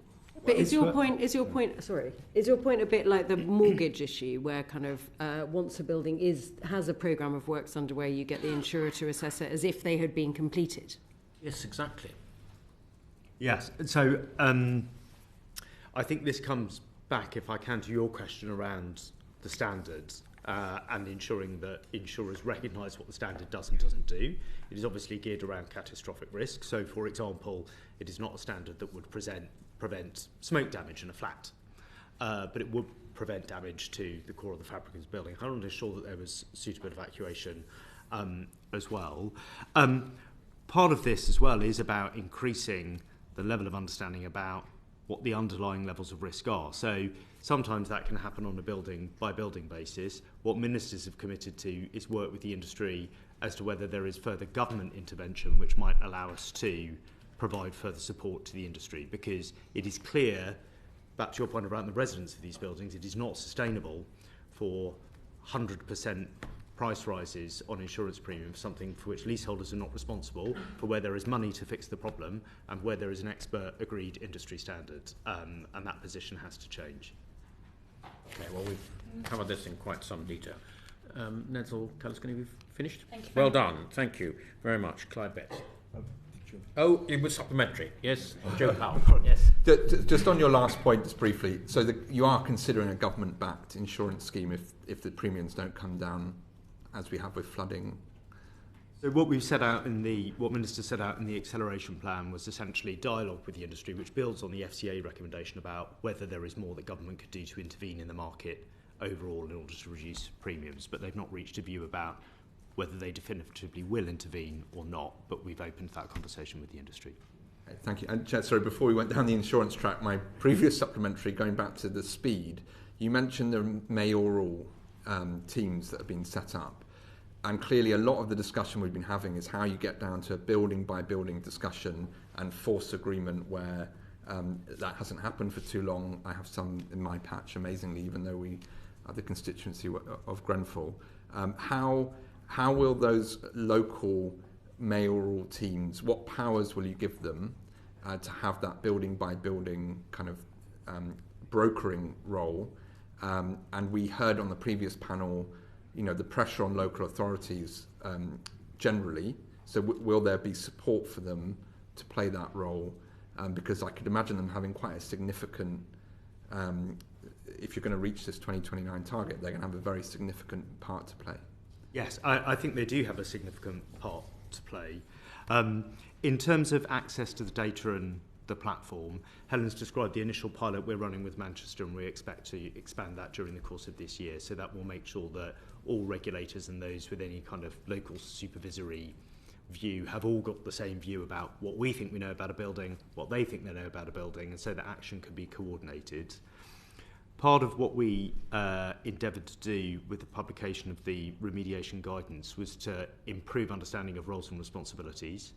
Now, inevitably, in different cities, you have got, for historic reasons, different relationships between, for example, fire and rescue services and local authorities, about who might be the lead local regulator, for instance. So the mayoral plans help provide certainty about who's going to act with what powers, in what place, at what time.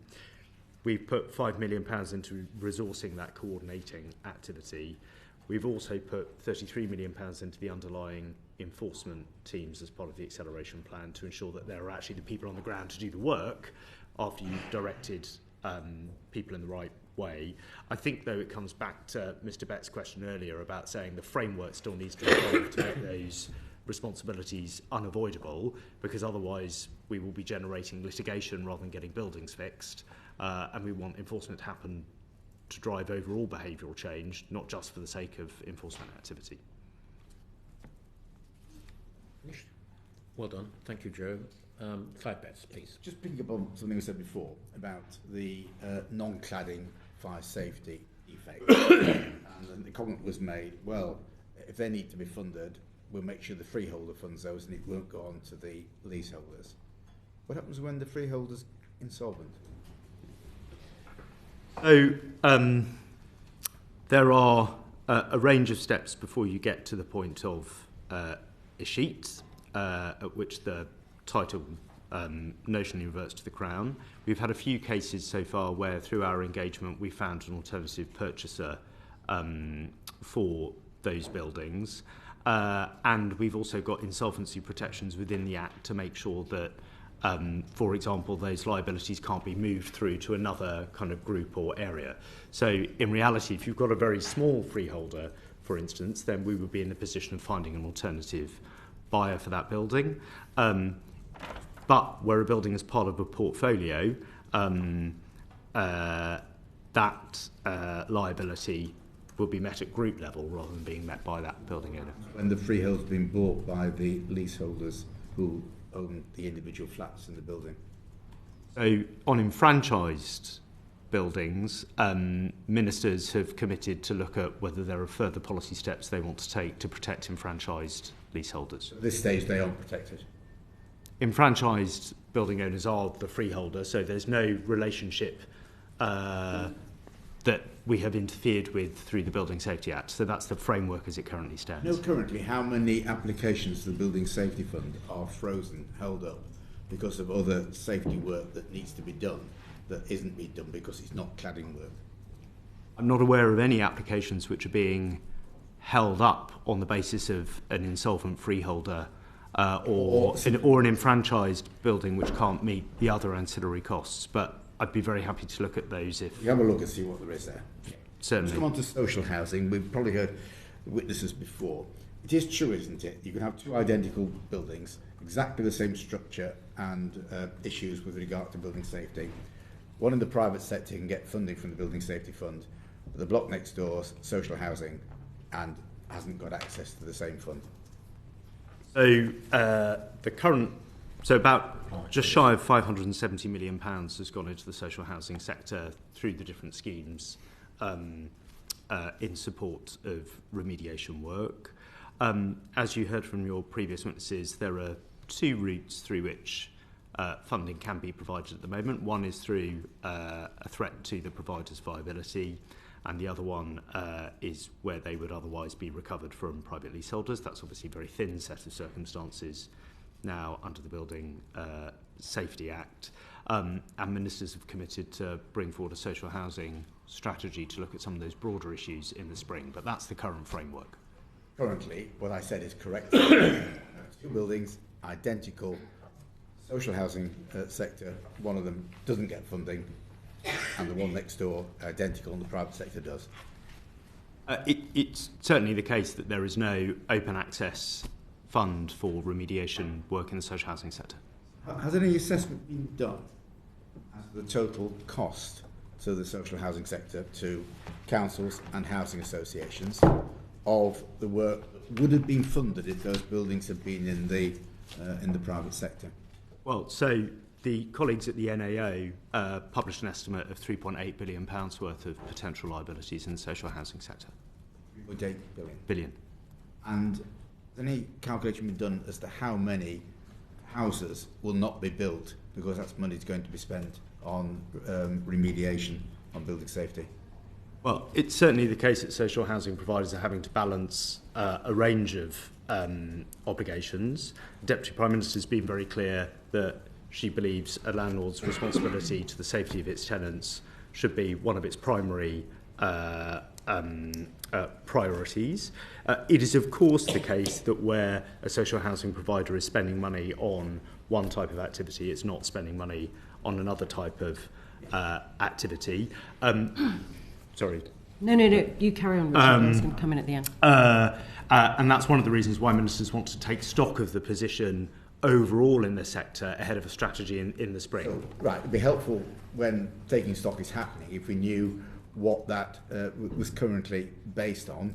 How many houses would that money have been spent on, or could it have been spent on, that's currently being used for remediation work for fire safety measures, that if those blocks had been in the private sector would have been funded by the Building Safety Fund? So one could make a sort of crude estimate of how many social houses that might fund, but I think the context is a bit more complex than that, because a whole range of things that social housing providers are spending resources on, and a whole range of different contextual issues which have affected the viability and ability to invest of social housing providers, including the rent settlement and other issues. As Deputy Prime Minister's made completely clear, she is committed to social housing being absolutely at the heart of our housing supply 1.5 million houses goal, and it is in that context, while also emphasising what Rich has just said, which is that their responsibility to the safety of their tenants is extremely important, that we are looking again at the approach to social housing remediation and how it should be balanced, which is a policy decision for ministers to take about what the balance of responsibility should be in this instance, where they may or may not take a different view from previous administrations. So could we have that crude estimate then? That would be helpful. Well, I honestly think it might be so crude that it is not meaningful. As crude as it is... Because there's a whole range of issues that are affecting the cost and different areas. I'm just honestly not absolutely convinced that it's insightful or would actually tell us anything meaningful. The committee might make a judgment about whether it's insightful if we could have the information. I'm also keen that we spend most of our time focused on trying to resolve the issues rather than looking backwards. Well, I don't know whether you were here, Miss Healey, at the previous session, but one of the witnesses gave a fairly disastrous comment. Yes, manage 90%, yes. Yes, well, there may be other factors involved. And I think there are other factors involved, which is why I'm reluctant. I'm reluctant to point at one particular cause and give a crude number associated with that. But whatever the figures are, and I think it would be just helpful if we could at least apply some thought to why those starts were so disastrous. I mean, 90% drop in starts last year in London is quite an alarming figure. And there's all sorts of issues. No, I understand that. I think perhaps we could have a letter around why you think that figure, that very start figure, is there. I can certainly, we can write to you with an assessment of why we think there have been challenges to the social housing sector's building profiles. And clearly, as Mr. Betts was indicating, if you take money out of a social housing association for this remediation, important and vital though it is, clearly they're not going to have the money to build new houses. So you were hinting at some change in the funding regime, perhaps allowing them to enter one of the schemes that you've got. Maybe that's a route. When do you think decisions might be made on that? The ministers have said that they'll set out a social housing remediation strategy later this year. Brilliant. Thank you very much. And is that any funding that you might be released for that? I mean, it's not for me to make that decision. I'm not asking you if it will be released. I'm saying if it were to be released, would that still be constrained within the 5.1 billion cap? I mean... So again, I think that the choice of what ministers may choose to fund or not fund, I think, is not something that we can give you a view on now. No. You happy? All done? Nezet would like to come in. No, or do you want to leave? I can't. Between two places, both things. I have a meeting with the minister, so I really am torn. But well, it was just very slightly, with your permission, Chair, to just build on Mr. Betts's point around the HRA accounts of local authorities. And I take the point that there's a policy decision that is pending from ministers around spend, not least the Treasury. But just for absolute clarity, from a local authority perspective, it is the case, isn't it, that when they are making decisions around remediation works for their social housing stock and decisions about whether they build new homes, that money in most cases is coming from the same pot, which is the HRA account. It's certainly the case that there is no additional revenue stream beyond the ones I've given you. Right. So therefore it is reasonable for committee members to conclude that when deciding whether they do work, whether they complete remediation works, they are therefore having to cut back on their commitments on new homes being built. Or indeed on other spending. Yes, but they are the two largest spends. Yeah. Thank you very much, Chair. With your permission, I have to go. Of course. Thank you very much. Thank you to the committee for your members. help. Thank you. So, Ms Healey, or whoever else wishes to answer these questions, this is around value for money for the taxpayer and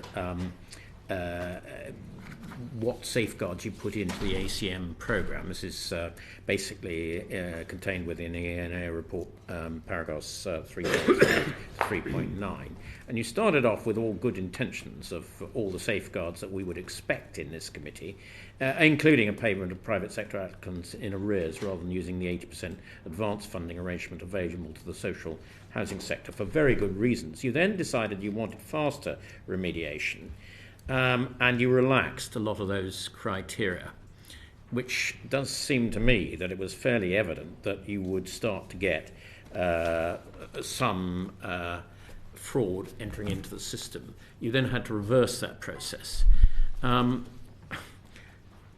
Why did you relax that? I mean, it's one thing to relax criteria, but actually to relax them so dramatically where there was obviously a likelihood of fraud. I mean, for example, if you take paragraphs 3.4 and 3.7, when you moved from payment in arrears to upfront payment of between 30 and 80%, there was one suspect payment of £500,000. This is paragraph 3.7. So it was fairly obvious that relaxing that criteria would lead to fraud in the system, was it not?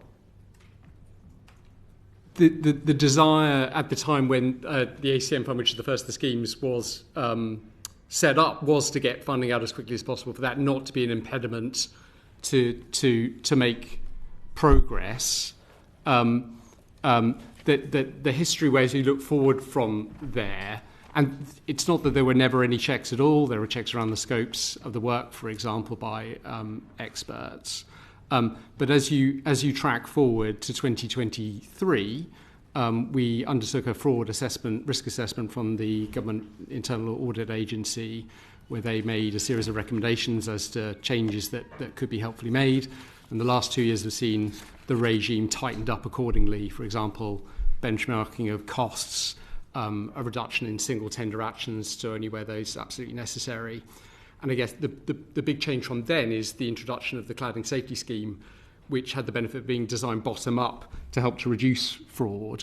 And Ms Fisher would be able to talk to you a bit about the sort of measures within that scheme as well that help to combat fraud more systematically than other schemes had in the past. Let me take you to paragraph 3.8. And this is addressing fraud risks in the Building Safety Fund. And it says in the middle of paragraph 3.8, MHCLG assures us that it undertook some counter-fraud activity in the interim, but could not provide any documentary evidence of work undertaken. If you couldn't provide the documentary evidence, how do we know that any anti-fraud activity took place? We had a Building Safety Fund fraud team at the time. I'm afraid the access to that record, those records, was significantly affected by the unexpected loss of a team member, which explains the particular gap. But we had a referral fraud team in place. The team member took the information with them, did they? I'm afraid the team member died. Sorry to hear that. So, but surely you have systems within the department that even if somebody leaves or sadly dies, the information is still there and can be retrieved by somebody else. No, because it didn't centralise the information in the way that has now happened in the Cladding Safety Scheme. So, for example, we've been very heavily reliant, for example, on the audit regime within the Greater London Authority, who managed essentially the casework for individual buildings with the Building Safety Fund. One of the changes we've made in creating the Cladding Safety Scheme is to systematise that and put it all in one place, precisely so we don't have the same sort of narrow point of failure where you're relying essentially on one team to pull together a web of intelligence and information in one place, as opposed to both having it designed out the system, and not to rely on kind of call-off investigations which are initiated by a small group of people as opposed to being reinforced in the system as a whole. But we can give you assurance that the evidence we've provided that system existed is true. Okay. So have the government's counter-fraud team looked at this now, and are they satisfied that you have the correct measures in place? We're working with the Public Sector Fraud Authority to work through the assessments that have been done to make sure that we build and then keep on track the necessary steps. The NAO report recommended we undertake, for example, a measurement exercise around fraud. We have a feasibility exercise underway that will report by the spring, so we understand the next steps from that process. So it's an evolving process, but we keep on top of it. So, I mean, I quoted one example from the NAO report, the 500,000. I mean, how much is there out there in relation to all of these schemes in remediation where there has been fraud? Do you have any estimate of that? And are there any cases outstanding where you're still pursuing people who have committed fraud? Precisely the point of the feasibility exercise is to get to the point where we can undertake a measurement exercise around fraud as recommended by the NAO report. So that is work underway. When do you expect to complete that? The feasibility work we completed by the end of March, and then we'll work with the Public Sector Fraud Authority and the GIA in terms of the implementation of that. Fine, thank you. Well, thank you very much for those candid answers. That's very helpful. Clive Betts on the yeah, just before that, I'm going to try and be very circumspect about this. I was sort of a little bit troubled by the fact that a death can cause you that lack of information. It sounds like it would be useful for us, perhaps in a letter, to understand a little bit more about that, because if that's a one-off, if that's just a highly unusual situation, but if there's something gone wrong with record keeping around, I mean, I think it's fair to say we acknowledge something was awry with record keeping in that instance, and we've changed it subsequently. And I suppose the other assurance is you've assured yourself that this was a highly unusual one-off situation, not something that's perhaps going on elsewhere. Perhaps Helen can speak to this. We've very fundamentally changed the system and the setup of the scheme because of... I don't think it's the scheme, it's not this. I suppose it's just what I heard was that within the department, one person managed to cause quite an issue with data, and my worry would be that there was more points of failure within the department. So the assurance I'm looking for is that, based on what you found out in this instance, you've done that work across the department to make sure that this was a one-off and there wasn't a cultural problem, for example, that allowed that to develop. Well, we can certainly look at that and see what information we can provide you about it. Thank you. Very helpful. Thank you, Ms. Healey. Chris, do you want to go on to the levy? Yes, I was going to ask you a couple of questions about the building safety levy. In particular, you say you're going to start collecting this in the autumn. So can I ask you what needs to be in place to start collecting the building safety levy in the autumn, and are you on track to do this? Yes, we are. We need secondary legislation, and we're introducing that in the spring. We've written to the other bit outside of the legislative bit we need to do is work with those down on the ground that will collect the levy, and obviously those that will have to pay the levy.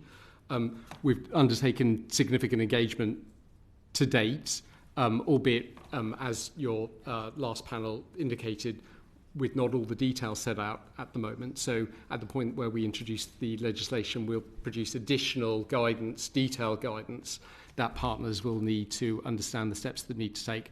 But I do want to assure that we have done significant engagement to date and have working groups, including with the LGA involved, to set out the position as it stands.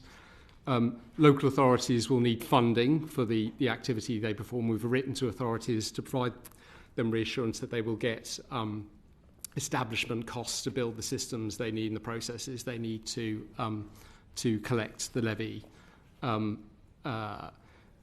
We hope by then, therefore, to provide local authorities with sufficient time, and local authorities told us they need a good 6 months, so we'll provide them the 6-month run-in period so they can be ready to collect the levy in the autumn.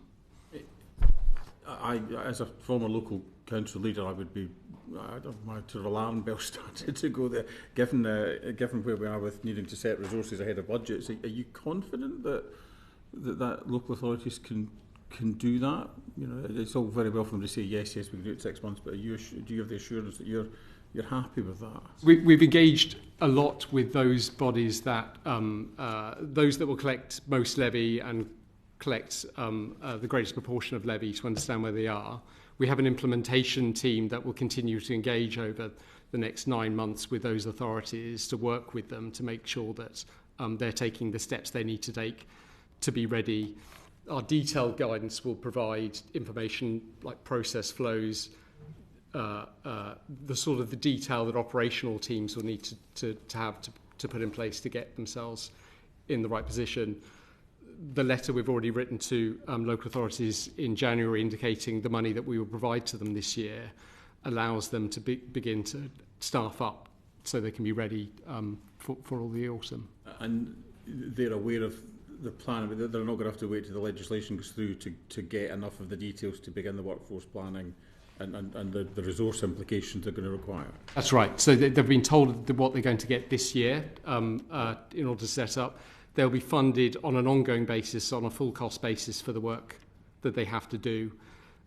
This is on the back, of course, of an extensive development period for the levy. We've undertaken 2 consultations where the local authorities are fed into that process in order to refine the detail around the levy.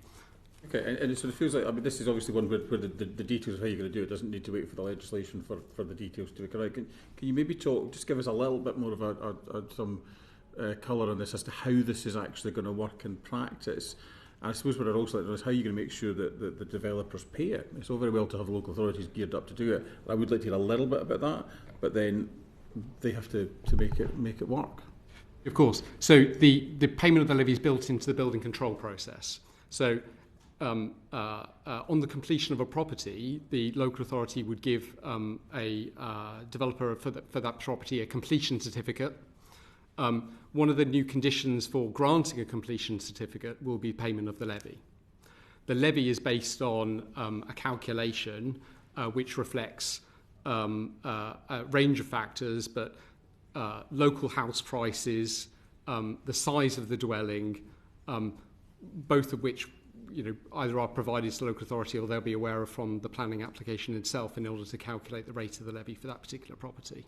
So fundamentally, if they don't pay it, no one's moving into their buildings. They can't get the completion certificate. Yeah. Okay, thank you. Thank you, Chair. Thank you very much. Clyde Betts. Yeah, just 2 questions around the levy. First of all, it's going to come in after some work, money's been paid out by government through the building safety funds are going to then offset that. I think the estimate is that at no time will the taxpayer be at risk for more than £6.3 billion. Is that still the figure, even if the programme of remediation is accelerated in the way you hope? So the taxpayer cap is £5.1 billion. We expect the levy to raise about £3.5 billion over a period of 10 years. Sorry? Come in after some of that money is spent. Right? Yes. Yeah, yes, so there exactly. will be a time when taxpayers is actually... So there is so the arrangement is that obviously we've got £5.1 billion allocated. Beyond that, you've got the developer levy. Obviously, developers owe us money for buildings which we previously paid out on to the tune of about £700 million.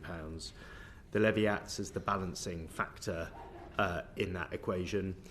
The Treasury essentially underwrite the cash flow gap to the extent that there is one.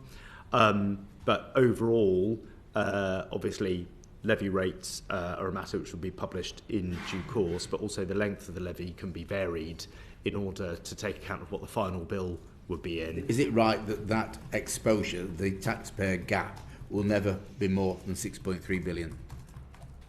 I'm not quite sure what that 6.3... I understand it's the figure that the sector could be at risk of or exposed to through NAO assessments. So the overall range of total costs across the social housing sector developers is 12 to 24 billion pounds. Obviously, we're very keen to narrow that range down.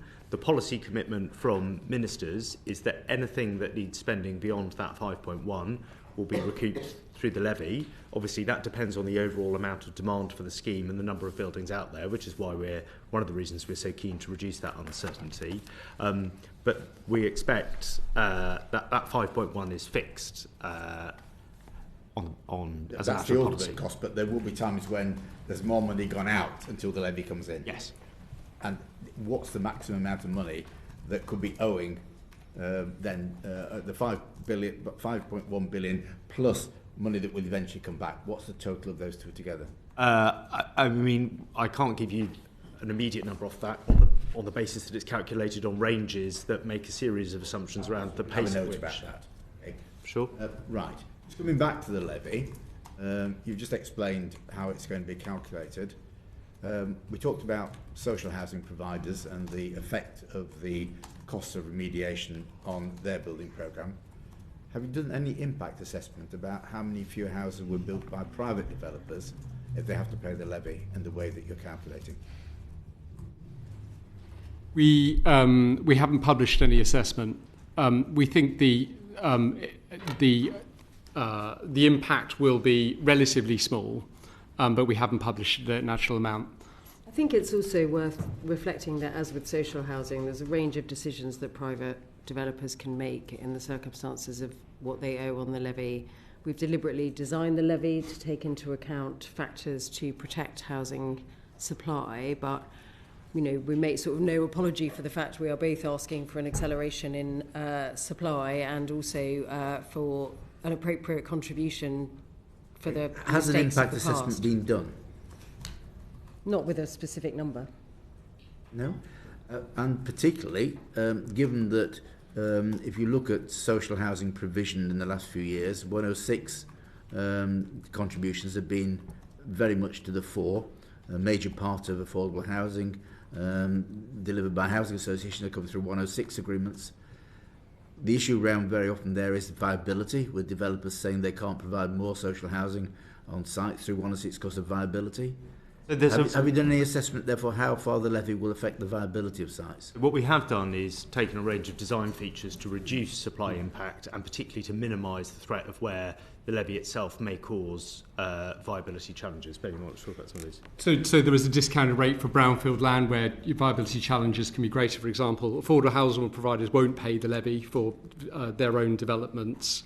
The rate itself of the levy that is paid will depend on the individual housing markets and the house prices within that market, and again that protects viability. So, and in addition, we've taken a few years to design the levy and bring it in.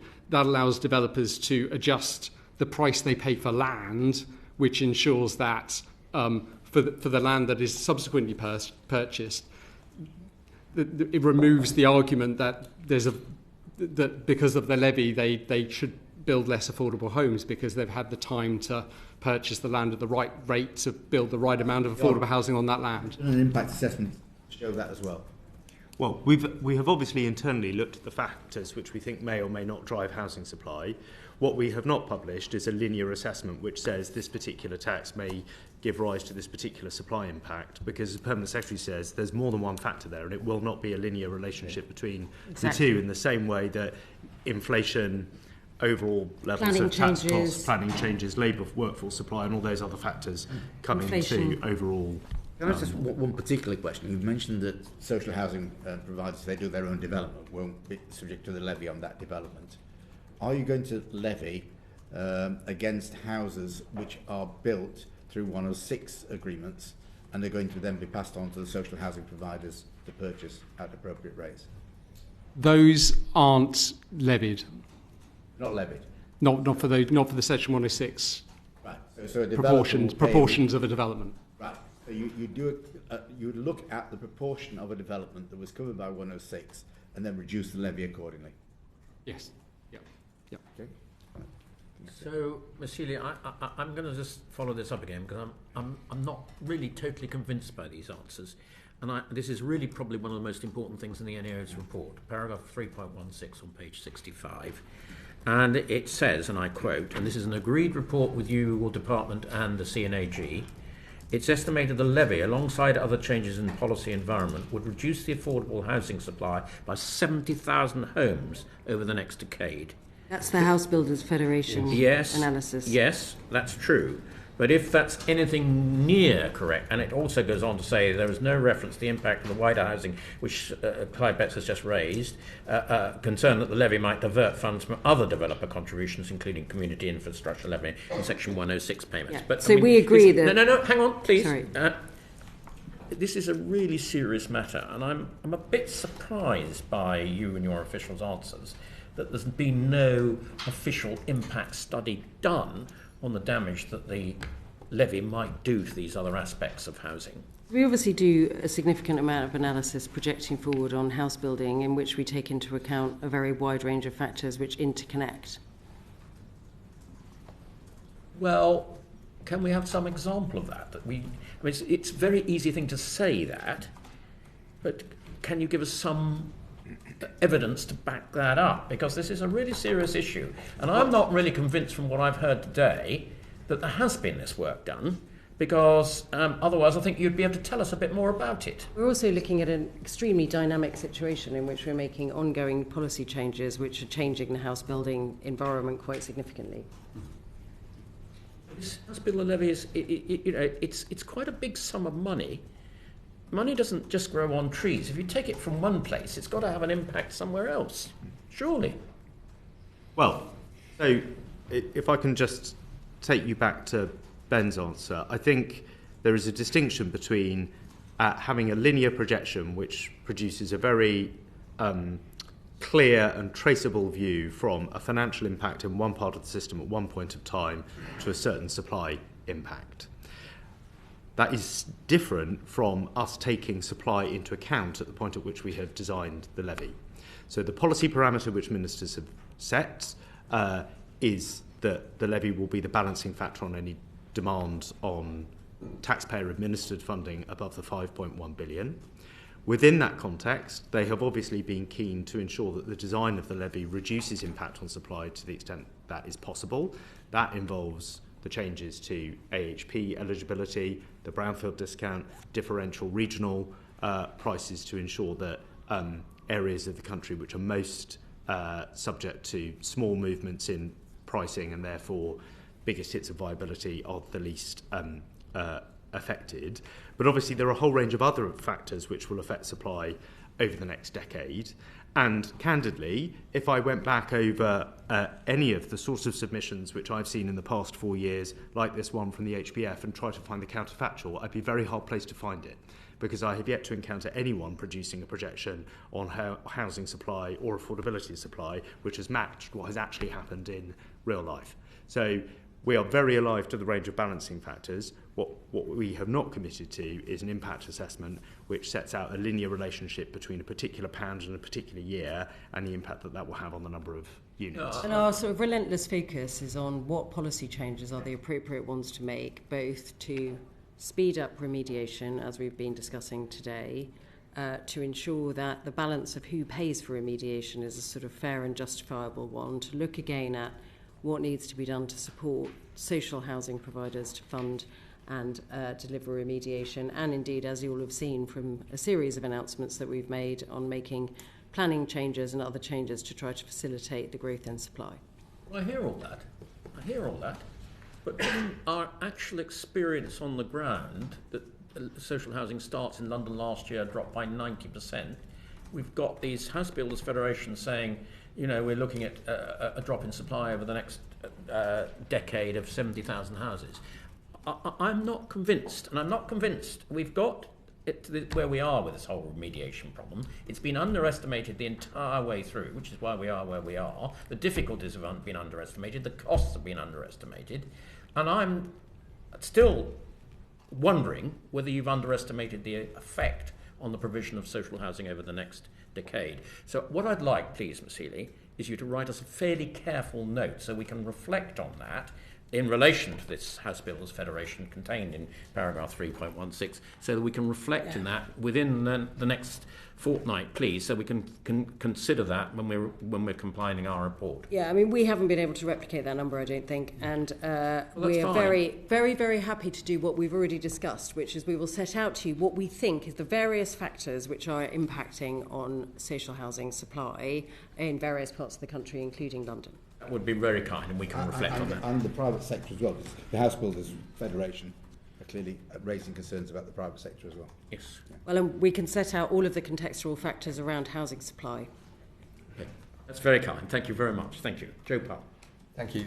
So of all the different parts of industry we've talked about, obviously the one that has yet to pay anything in is the product manufacturers, non-compliant products. And I'd just like to kind of understand, in the remediation plan, it says the Prime Minister's made clear, he's written to the companies, my first question is just, so at the moment you're not aware of any national government contracts that would be outstanding with any of the product manufacturers implicated in Grenfell? That's right. I mean, if I can just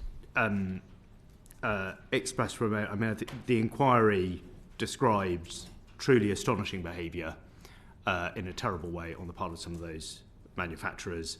There's obviously a whole load of investigative processes happening, but stomach churning approaches to public safety. The Prime Minister announced a Cabinet Office review about ensuring that companies don't get contracts from government. We're not aware of any direct contracts of our own. The Cabinet Office will update on that process and its approach to the broader public sector contractual framework in the coming weeks. Including local government? It will look at guidance for the public sector as a whole. Obviously, different public authorities have got different approaches to taking that guidance into account depending on their own statutory functions and the powers available to them. And what's your strategy for securing compensation payments from those product manufacturers? Well, ministers have been very clear that there needs to be further reform of the sector and have committed to publishing a green paper.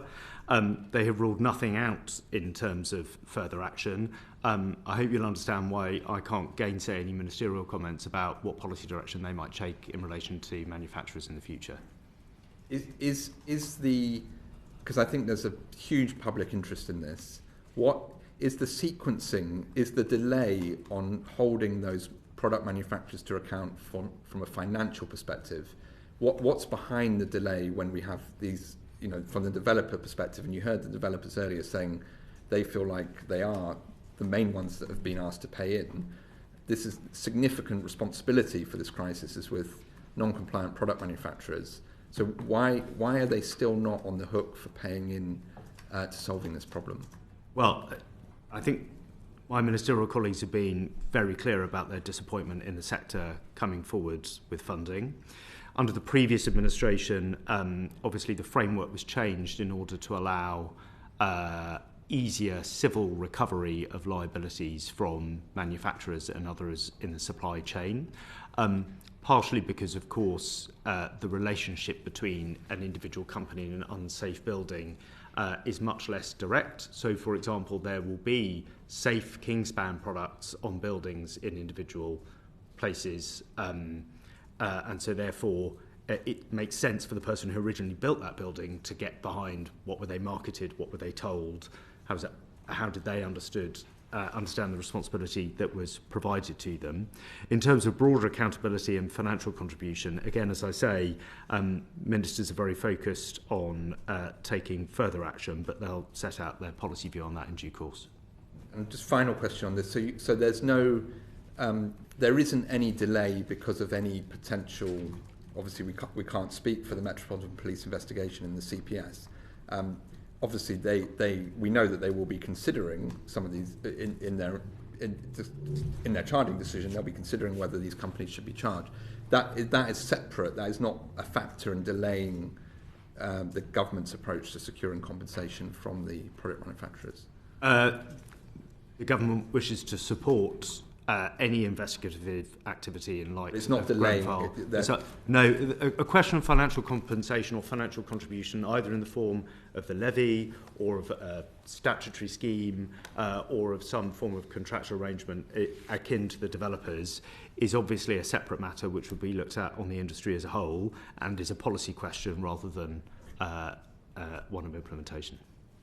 But when stomach churning, it's one of the strongest statements I've heard against a private sector organisation in my entire time on this committee, so that was a pretty strong statement.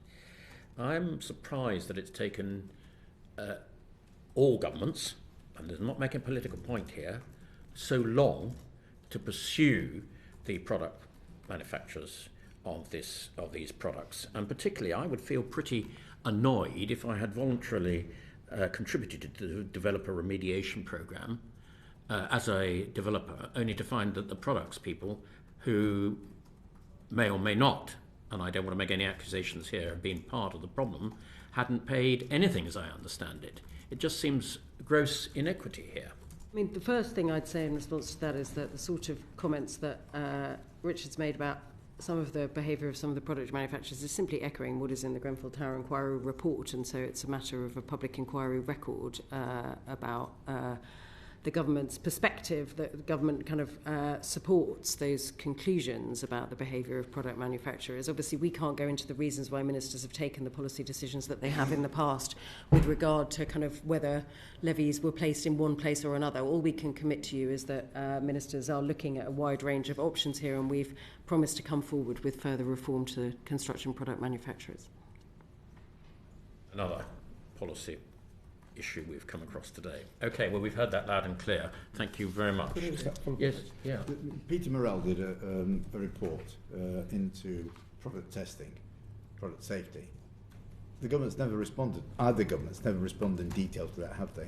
Is that something that you're going to have a look at in terms of advising ministers about the course of action to follow now with regard to product manufacturers? It certainly is, and ministers have committed to publish proposals about further reform in the sector soon. I can't give you the exact date for that, but ministers certainly have taken an interest, including in the independent review. Thank you very much. And while we're on the developer remediation programme, I think the property people in the panel said that all the developers affected had paid up. Is that correct now, that you're not pursuing any other developers to pay up to the developer remediation programme? We're not, sorry. So no, the scheme reflects those that we envisage which should be in the scope of that scheme. Fine, thank you very much. Thank you. Further question? Not on this. Not on this. Okay. So Clive. I think we've covered the points, Chair, about non-cladding defects and insurance for income. I think we're more or less there. Has anybody got any other questions? I guess there's just one question on the code of practice for remediation of residential buildings, which was discussed in the previous session, just to see if anyone wanted to add on kind of how you're assessing whether that is fit for purpose, whether leaseholders and others are getting that improved communication that you expect. How are you monitoring that? You've heard the evidence from Endar Cladding scandal. They feel like that's very patchy. Yeah, I can certainly start on that. I mean, we've had the luxury of working very closely with Endar Cladding scandal on the design of the cladding safety scheme. They've been a huge support to developing that type of tone and the level of service that we rightly should expect for leaseholders and residents. One of the main factors of changing the payment mechanism has allowed us to embed in resident communication into the scheme, where to access funding at each of the stages, you must then evidence good quality remediation communication to your leaseholders and residents in those buildings. We've gone one step further of that. It is compulsory that then every 4 months of being on site, they send out a survey to their residents and leaseholders. And we are 18 months into that now and starting to get those buildings on site. And we hope that that will help us start to constantly learn and work with leaseholders and residents further to make the service that they deserve. We've also been supporting a number of local initiatives as we set up the local remediation acceleration plans as well, residents and leaseholders communication strategies to allow them to feed in how they would like this to work, but it's certainly far, far more embedded in the new programmes moving forward. Thank you. I think I've got one final question, Ms. Healey, and it's this. We referred at the beginning to these 9,000 to 12,000 buildings in the medium range sector that need remediation.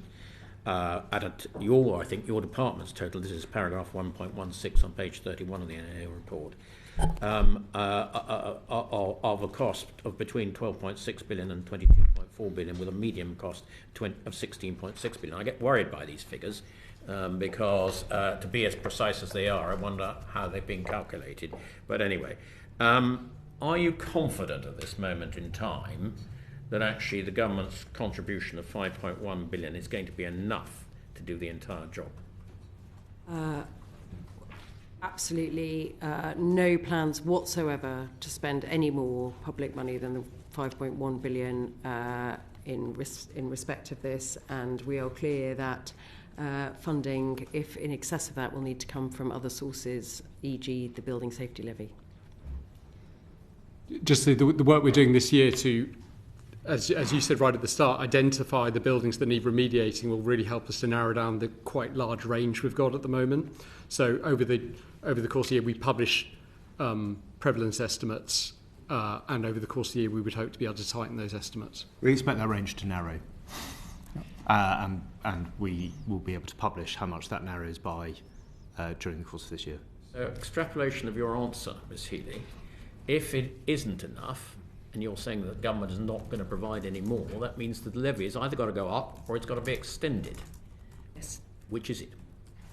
That'd be a decision for a choice for ministers. Yeah, well, ministers. how you do it is kind of a policy design decision, but fundamentally, kind of, within these ranges, we anticipate that we have projected forward broadly what we expect the levy to be and what we expect public funding to be, but public funding is subject to a cap. And I think that would have to be something else you'd have to take into consideration in the effect on the wider housing sector. The government is committed to building all these houses, particularly social houses. If the levy goes up, that's even more money being taken out of the sector, going to have an even greater effect, isn't it? Equally, obviously, if public funding had to increase, then you'd be in a position where less of that could go towards supporting grant to support social housing. So these things all have trade-off impacts. Of course. But it might. And then the other question is, are there enough skills out there to be able to do this work? And perhaps you'd just like to address that. Yes. Because I think actually getting the number of houses built you want is going to be very challenging on the amount of skills that are available in the development sector. And that, again, whether you will have enough skills to complete all this remediation work must be a question. Touched a bit on skills and supply chain on cladding specifically. I could go into the broader construction workforce where we obviously monitor very carefully issues with the level of with the amount of skilled workers available. We've put £140 million into a fund to support training and development to produce extra supply of labour to support the target, but we continue to look at what more we can do, and we'll set out more of that in our housing strategy later this year. Brilliant. Well, thank you very much for your evidence this afternoon. We will be producing an uncorrected copy of the record in the next few days, and our report will follow on after that with recommendations, no doubt. We hope very much on behalf of our constituents, or the constituents affected, that all of your predictions are right and that it will all be remediated within the timescales. But no doubt we'll be looking at this issue in the future. So thank you very much today for all of your evidence. Order.